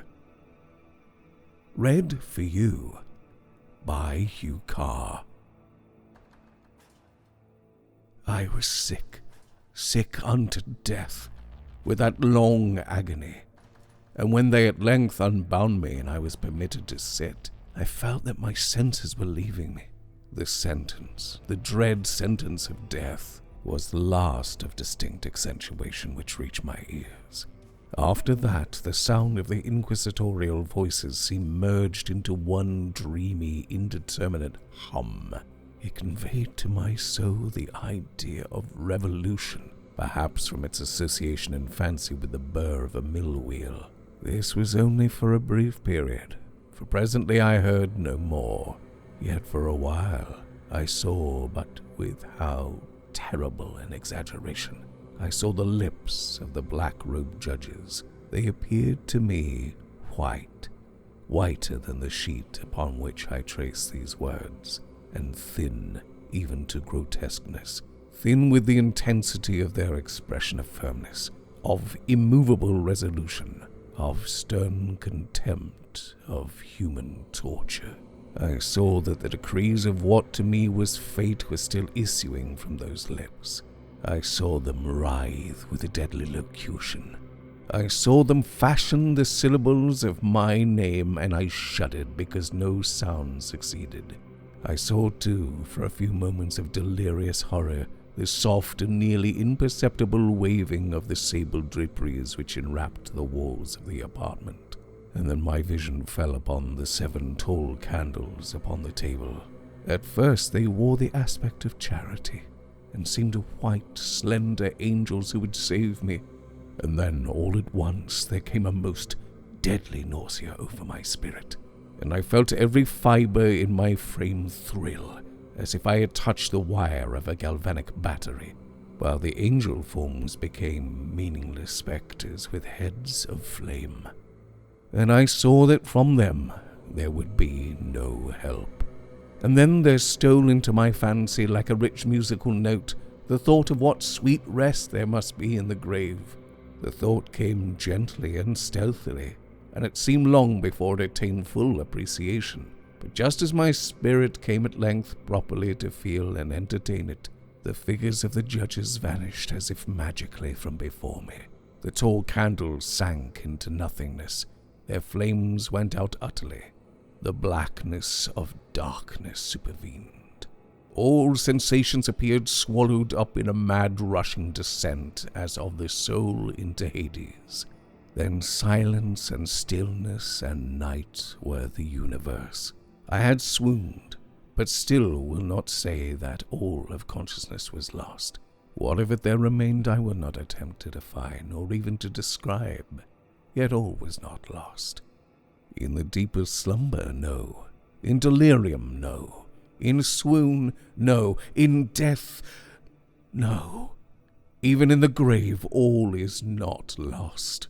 Else there is no immortality for man.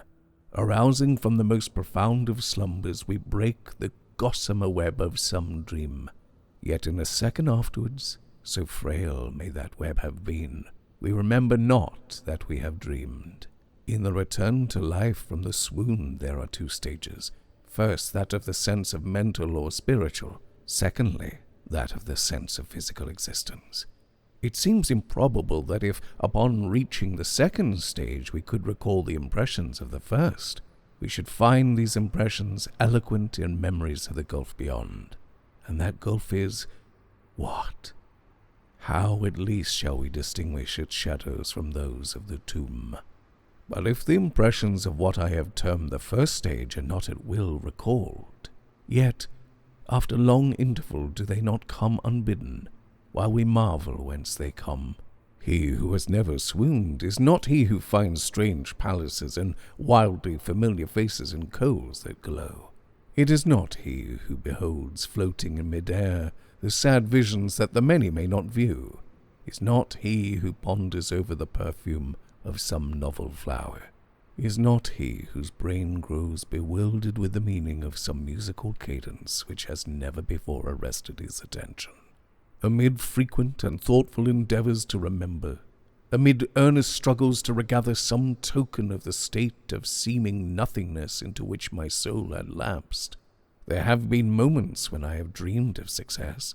There have been brief, very brief periods when I have conjured up remembrances which the lucid reason of a later epoch assures me could have had reference only to that condition of seeming unconsciousness.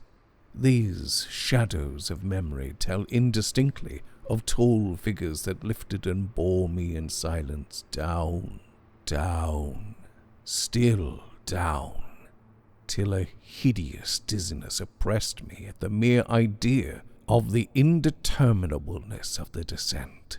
They tell also of a vague horror at my heart on account of that heart's unnatural stillness. Then comes a sense of sudden motionless throughout all things, as if those who bore me, a ghastly train, had outrun in their descent the limits of the limitless, and paused from the wearisomeness of their toil. After this I called to mind flatness and dampness, and then all is madness, the madness of a memory which busies itself among forbidden things. Very suddenly there came back to my soul motion and sound, the tumultuous motion of the heart, and in my ears the sound of its beating, then a pause in which all is blank, then again sound and motion and touch, a tingling sensation pervading my frame. Then the mere consciousness of existence, without thought, a condition which lasted long. Then, very suddenly, thought and shuddering terror, an earnest endeavor to comprehend my true state. Then a strong desire to lapse into insensibility. Then a rushing revival of soul and a successful effort to move. And now a full memory of the trial, of the judges, of the sable draperies, of the sentence, of the sickness, of the swoon. Then entire forgetfulness of all that followed. Of all that a latter day and much earnestness of endeavor have enabled me vaguely to recall. So far I had not opened my eyes. I felt that I lay upon my back unbound. I reached out my hand, and it fell heavily upon something damp and hard. There I suffered it to remain for many minutes while I strove to imagine where and what I could be. I longed, yet dared not to employ my vision. I dreaded the first glance of objects around me. It was not that I feared to look upon things horrible, but that I grew aghast lest there should be nothing to see. At length, with a wild desperation at heart, I quickly unclosed my eyes. My worst thoughts then were confirmed. I struggled for breath. The intensity of the darkness seemed to oppress and stifle me. The atmosphere was intolerably close. I still lay quietly and made effort to exercise my reason. I brought to mind the inquisitorial proceedings and attempted from that point to deduce my real condition. The sentence had passed, and it appeared to me that a very long interval of time had since elapsed. Yet not for a moment did I suppose myself actually dead. Such a supposition, notwithstanding what we read in fiction, is altogether inconsistent with real experience. But where and in what state was I? The condemned to death, I knew, perished usually at the Auto da Fe, and one of these had been held on the very night of the day of my trial. Had I been remanded to my dungeon to await the next sacrifice, which would not take place for many months? This I at once saw could not be. Victims had been in immediate demand. Moreover, my dungeon, as well as all the condemned cells at Toledo, had stone floors, and light was not altogether excluded. A fearful idea now suddenly drove the blood in torrents upon my heart, and for a brief period I once more relapsed into insensibility. Upon recovering, I at once started to my feet, trembling convulsively in every fibre. I thrust my arms wildly above and around me in all directions. I felt nothing. yet dreaded to move a step lest I should be impeded by the walls of a tomb. Perspiration burst from every pore, and stood in cold big beads upon my forehead. The agony of suspense grew at length intolerable, and I cautiously moved forward with my arms extended and my eyes straining from their sockets in the hope of catching some faint ray of light. I proceeded for many paces, but still all was blackness and vacancy. I breathed more freely. It seemed evident that mine was not, at least, the most hideous of fates. And now, as I still continued to step cautiously onward, there came thronging upon my recollection 1,000 vague rumors of the horrors of Toledo. Of the dungeons there had been strange things narrated, fables I had always deemed them, but yet strange, and too ghastly to repeat save in a whisper. Was I left to perish of starvation in this subterranean world of darkness, or what fate perhaps even more fearful awaited me?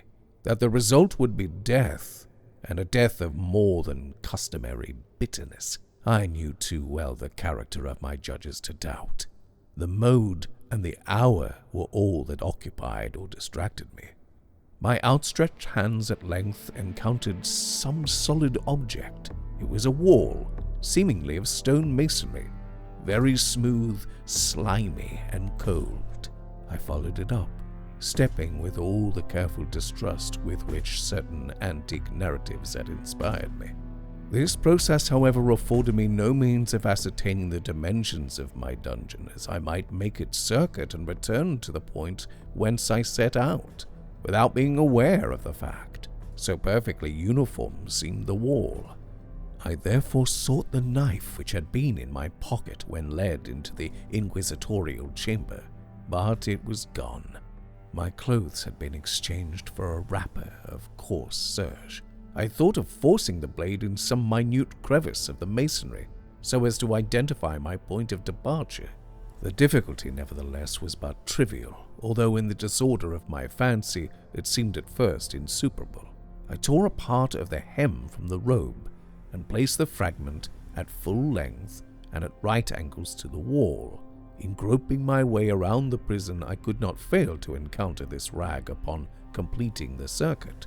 So at least I thought, but I had not counted upon the extent of the dungeon or upon my own weakness. The ground was moist and slippery. I staggered onward for some time when I stumbled and fell. My excessive fatigue induced me to remain prostrate, and sleep soon overtook me as I lay. Upon awakening and stretching forth an arm, I found beside me a loaf and a pitcher with water. I was much too exhausted to reflect upon this circumstance, but ate and drank with avidity. Shortly afterwards I resumed my tour around the prison, and with much toil came at last upon the fragment of the serge. Up to the period when I fell I had counted 52 paces, and upon resuming my walk I had counted 48 more, when I arrived at the rag. There were in all then 100 paces, and admitting 2 paces to the yard, I presumed the dungeon to be 50 yards in circuit. I had met, however, with many angles in the wall, and thus I could form no guess at the shape of the vault. For vault I could not help supposing it to be. I had little object, certainly no hope, in these researches, but a vague curiosity prompted me to continue them. Quitting the wall, I resolved to cross the area of the enclosure. At first I proceeded with extreme caution, for the floor, although seemingly of solid material, was treacherous with slime. At length, however, I took courage and did not hesitate to step firmly, endeavoring to cross in as direct a line as possible. I had advanced some 10 or 12 paces in this manner, when the remnant of the torn hem of my robe became entangled between my legs. I stepped on it, and fell violently on my face. In the confusion attending my fall, I did not immediately apprehend a somewhat startling circumstance, which yet, in a few seconds afterwards, and while I still lay prostrate, arrested my attention. It was this. My chin rested upon the floor of the prison, but my lips and the upper portion of my head, although seemingly at a less elevation than the chin, touched nothing. At the same time, my forehead seemed bathed in a clammy vapor, and the peculiar smell of decayed fungus arose to my nostrils. I put forward my arm and shuddered to find that I had fallen at the very brink of a circular pit, whose extent, of course, I had no means of ascertaining at the moment. Groping about the masonry just below the margin, I succeeded in dislodging a small fragment, and let it fall into the abyss. For many seconds I hearkened to its reverberation as it dashed against the sides of the chasm in its descent. At length there was a sullen plunge into water, succeeded by loud echoes.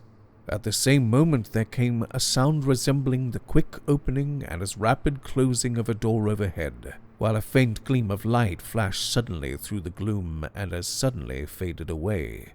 I saw clearly the doom which had been prepared for me, and congratulated myself upon the timely accident by which I had escaped. Another step before my fall, and the world had seen me no more, and the death just avoided was of that very character which I had regarded as fabulous and frivolous in the tales respecting the Inquisition. To the victims of its tyranny, there was the choice of death with its direct physical agonies, or death with its most hideous moral horrors. I had been reserved for the latter. By long suffering my nerves had been unstrung, until I trembled at the sound of my own voice, and had become in every respect a fitting subject for the species of torture which awaited me. Shaking in every limb, I groped my way back to the wall, resolving there to perish rather than risk the terrors of the wells, of which my imagination now pictured many in various positions about the dungeon. In other conditions of mind, I might have had courage to end my misery at once, by a plunge into one of these abysses. But now I was the veriest of cowards.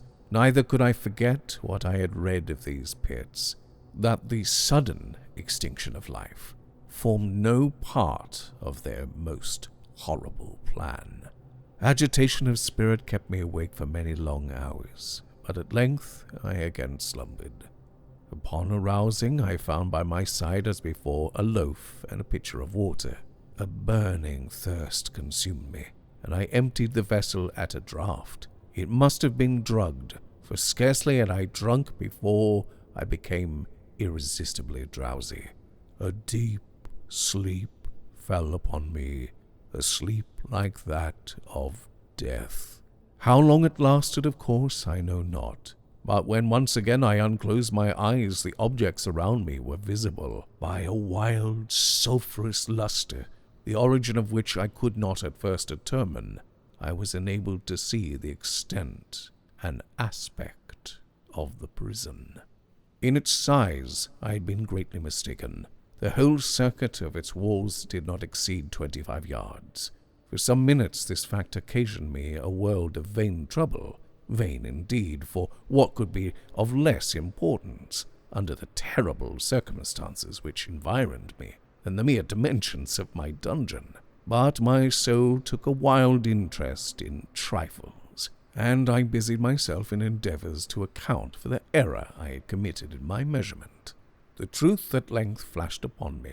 In my first attempt at exploration I had counted 52 paces up to the period when I fell. I must then have been within a pace or two of the fragment of serge. In fact, I had nearly performed the circuit of the vault. I then slept, and upon awaking I must have returned upon my steps, thus supposing the circuit nearly double what it actually was. My confusion of mind prevented me from observing that I began my tour with the wall to the left, and ended it with the wall to the right. I had been deceived, too, in respect to the shape of the enclosure. In feeling my way, I had found many angles, and thus deduced an idea of great irregularity. So potent is the effect of total darkness upon one arousing from lethargy or sleep. The angles were simply those of a few slight depressions or niches at odd intervals. The general shape of the prison was square. What I had taken for masonry seemed now to be iron or some other metal. in huge plates whose sutures or joins occasioned the depression. The entire surface of this metallic enclosure was rudely daubed in all the hideous and repulsive devices to which the charnel superstition of the monks had given rise. The figures of fiends in aspects of menace, with skeleton forms and other more really fearful images, outspread and disfigured the walls. I observed that the outlines of these monstrosities were sufficiently distinct, but that the colors seemed faded and blurred, as if from the effects of a damp atmosphere. I now noticed the floor, too, which was of stone. In the center yawned the circular pit from whose jaws I had escaped, but it was the only one in the dungeon. All this I saw indistinctly and by much effort, for my personal condition had been greatly changed during slumber. I now lay upon my back and at full length, on a species of low framework of wood. To this I was securely bound by a long strap resembling a surcingle. It passed in many convolutions about my limbs and body, leaving at liberty only my head and my left arm to such extent that I could, by dint of much exertion, supply myself with food from an earthen dish which lay by my side on the floor. I saw to my horror that the pitcher had been removed. I say to my horror, for I was consumed with intolerable thirst. This thirst, it appeared, to be the design of my persecutors to stimulate, for the food in the dish was meat pungently seasoned. Looking upward, I surveyed the ceiling of my prison. It was some 30 or 40 feet overhead, and constructed much as the side walls. In one of its panels, a very singular figure riveted my whole attention. It was the painted figure of Time, as he is commonly represented, save that in lieu of a scythe, he held what at a casual glance I supposed to be the pictured image of a huge pendulum, such as we see on antique clocks.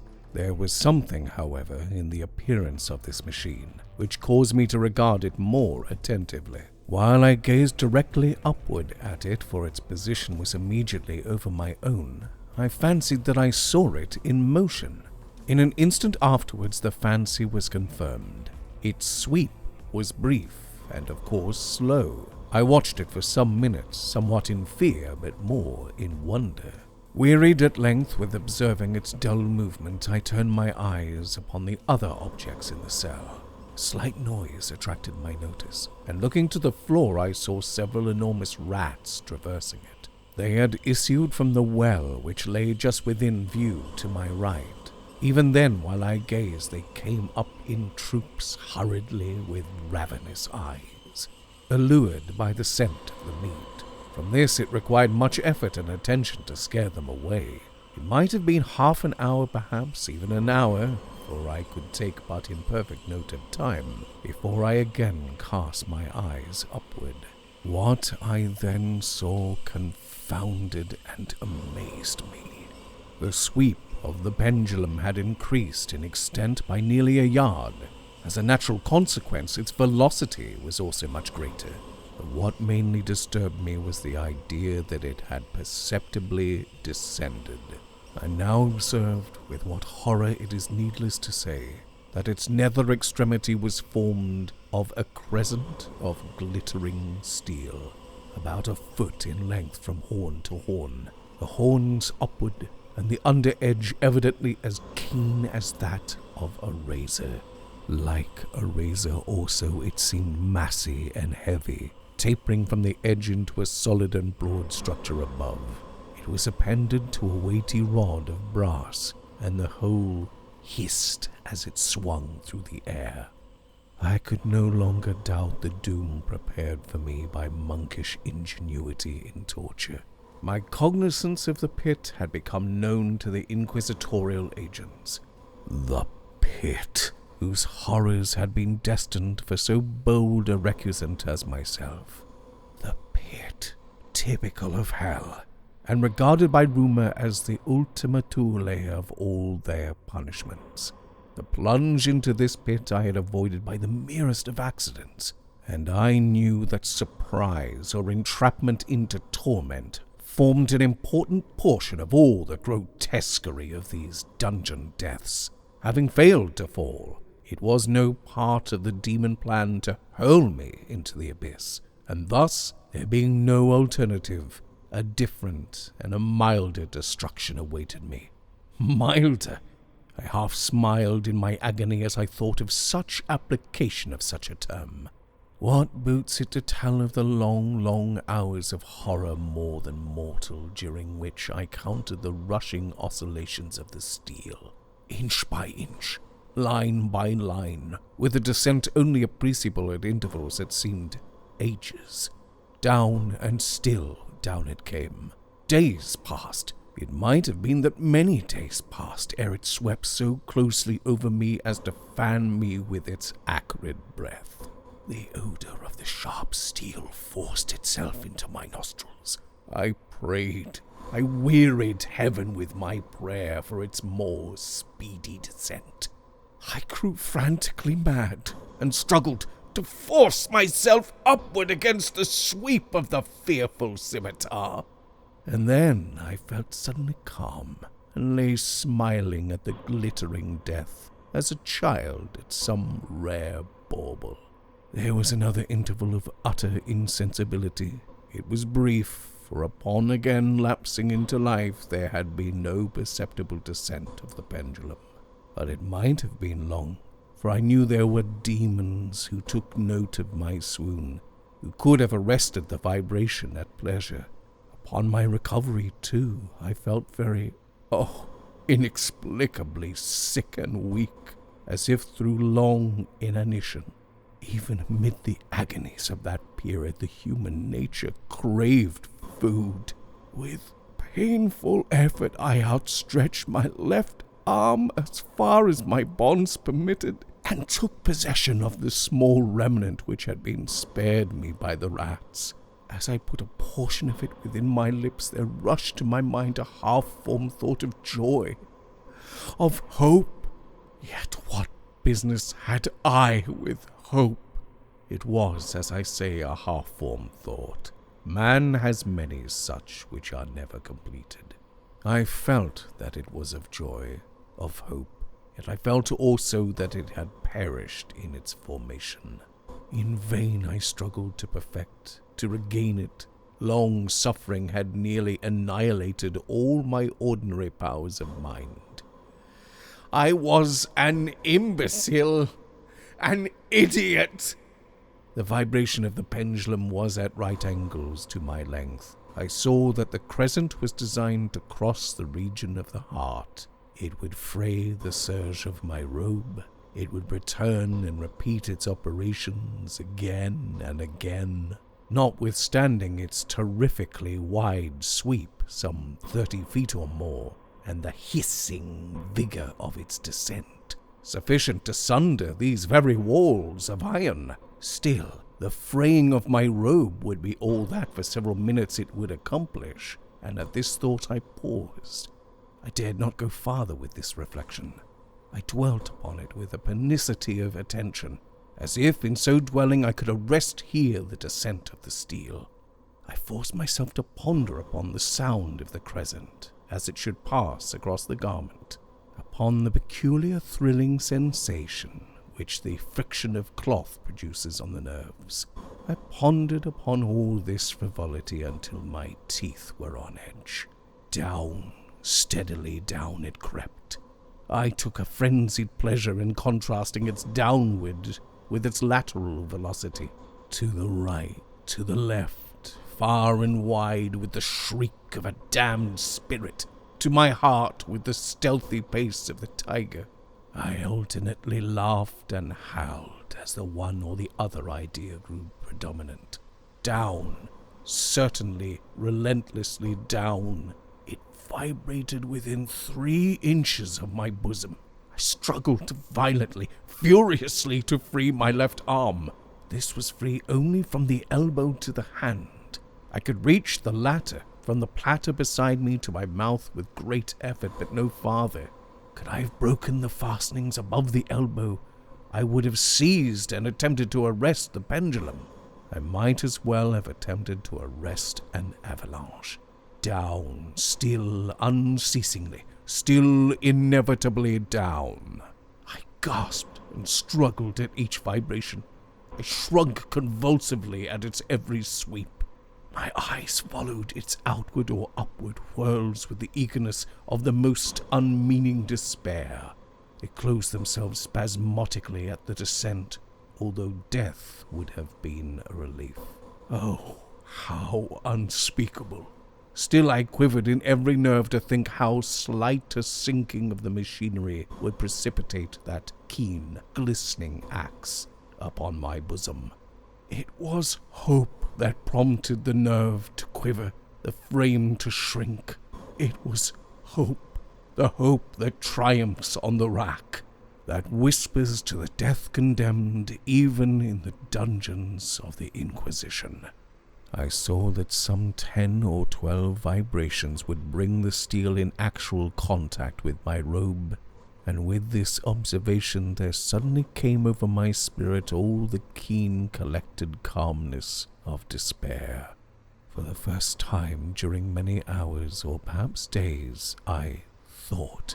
It now occurred to me that the bandage or surcingle which enveloped me was unique. I was tied by no separate cord. The first stroke of the razor-like crescent athwart any portion of the band would so detach it that it might be unwound from my person by means of my left hand. But how fearful in that case the proximity of the steel! The result of the slightest struggle, how deadly! Was it likely, moreover, that the minions of the torturer had not foreseen and provided for this possibility? Was it probable that the bandage crossed my bosom in the track of the pendulum? Dreading to find my faint and, as it seemed, my last hope frustrated, I so far elevated my head as to obtain a distinct view of my breast. The surcingle enveloped my limbs and body close in all directions, save in the path of the destroying crescent. Scarcely had I dropped my head back into its original position when there flashed upon my mind what I cannot better describe than as the unformed half of that idea of deliverance to which I have previously alluded, and of which a moiety only floated indeterminately through my brain when I raised food to my burning lips. The whole thought was now present, feeble, scarcely sane, scarcely definite, but still entire. I proceeded at once, with the nervous energy of despair, to attempt its execution. For many hours the immediate vicinity of the low framework upon which I lay had been literally swarming with rats. They were wild, bold, ravenous, their red eyes glaring upon me as if they waited but for motionlessness on my part to make me their prey. To what food, I thought, have they been accustomed in the well? They had devoured, in spite of all my efforts to prevent them, all but a small remnant of the contents of the dish. I had fallen into an habitual seesaw or wave of the hand about the platter, and at length the unconscious uniformity of the movement deprived it of effect. In their voracity the vermin frequently fastened their sharp fangs in my fingers. With the particles of the oily and spicy viand which now remained, I thoroughly rubbed the bandage wherever I could reach it. Then, raising my hand from the floor, I lay breathlessly still. At first the ravenous animals were startled and terrified at the change, at the cessation of movement. They sank alarmedly back, many vain upon their voracity. Observing that I remained without motion, one or two of the boldest leapt upon the framework and smelt at the surcingle. This seemed the signal for a general rush. Forth from the well they rushed in fresh troops. They clung to the wood, they overran it, and leaped in hundreds upon my person. The measured movement of the pendulum disturbed them not at all. Avoiding its strokes, they busied themselves with the anointed bandage. They pressed, they swarmed upon me in ever-accumulating heaps. They writhed upon my throat. Their cold lips sought my own. I was half stifled by their thronging pressure. Disgust, for which the world has no name, swelled my bosom, and chilled with heavy clamminess my heart. Yet 1 minute, and I felt that the struggle would be over. Plainly I perceived the loosening of the bandage. I knew that in more than one place it must be already severed. With a more than human resolution I lay still. Nor had I erred in my calculations, nor had I endured in vain. I at length felt that I was free. The surcingle lay in ribbons from my body, but the stroke of the pendulum already pressed upon my bosom. It had divided the serge of the robe. It had cut through the linen underneath. Twice again it swung, and a sharp sense of pain shot through every nerve. But the moment of escape had arrived. At a wave of my hand, my deliverers hurried tumultuously away. With a steady movement, cautious, sidelong, shrinking and slow, I slid from the embrace of the bandage and beyond the reach of the scimitar. For the moment, at least, I was free. Free, and in the grasp of the Inquisition. I had scarcely stepped from my wooden bed of horror upon the stone floor of the prison when the motion of the hellish machine ceased, and I beheld it drawn up by some invisible force through the ceiling. This was a lesson which I took desperately to heart. My every motion was undoubtedly watched. Free! I had but escaped death in one form of agony to be delivered unto worse than death in some other. With that thought I rolled my eyes nervously around on the barriers of iron that hemmed me in. Something unusual, some change which at first I could not appreciate distinctly, it was obvious had taken place in the apartment. For many minutes of a dreamy and trembling abstraction, I busied myself in vain, unconnected conjecture. During this period I became aware for the first time of the origin of the sulphurous light which illuminated the cell.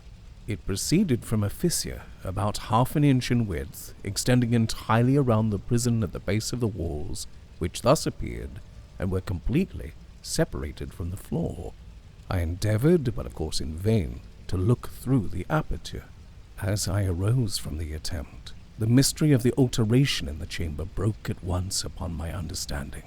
I have observed that although the outlines of the figures upon the walls were sufficiently distinct, yet the colors seemed blurred and indefinite. These colors had now assumed, and were momentarily assuming, a startling and most intense brilliancy that gave to the spectral and fiendish portraitures an aspect that might have thrilled even firmer nerves than my own.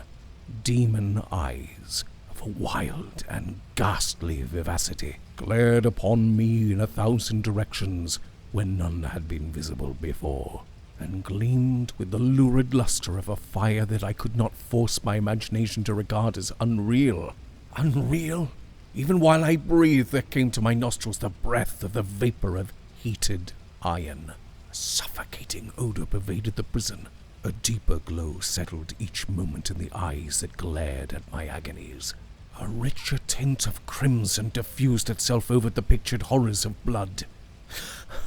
I panted. I gasped for breath. There could be no doubt of the design of my tormentors. Oh, most unrelenting! Oh, most demoniac of men! I shrank from the glowing metal to the center of the cell. Amid the thought of the fiery destruction that impended, the idea of the coolness of the well came over my soul like balm. I rushed to its deadly brink. Through my straining vision below, the glare from the enkindled roof illuminated its inmost recesses. Yet for a wild moment did my spirit refuse to comprehend the meaning of what I saw. At length it wrestled its way into my soul. It burned itself in upon my shuddering reason. Oh, for a voice to speak! Oh, horror! Oh, any horror but this! With a shriek I rushed from the margin and buried my face in my hands, weeping bitterly. The heat rapidly increased, and once again I looked up, shuddering as with a fit of the ague. There had been a second change in the cell, and now the change was obvious in the form. As before, it was in vain that I had first endeavored to appreciate or understand what was taking place. But not long was I left in doubt. The inquisitorial vengeance had been hurried by my twofold escape, and there was to be no more dallying with the King of Terrors.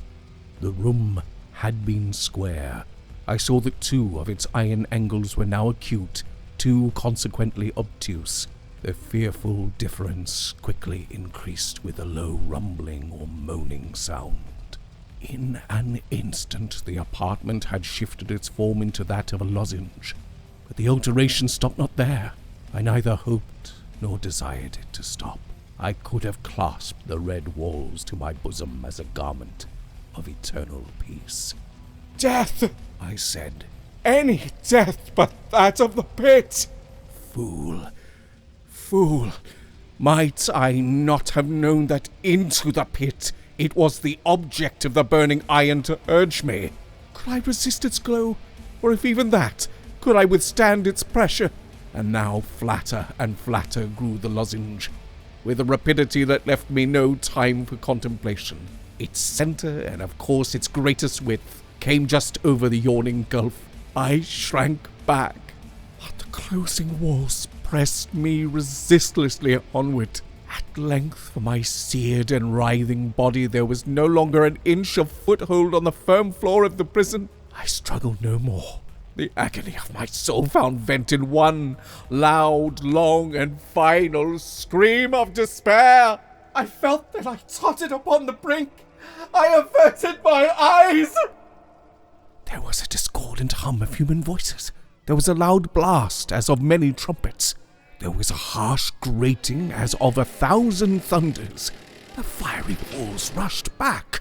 An outstretched arm caught my own as I fell fainting into the abyss. It was that of General Lassalle. The French army had entered Toledo.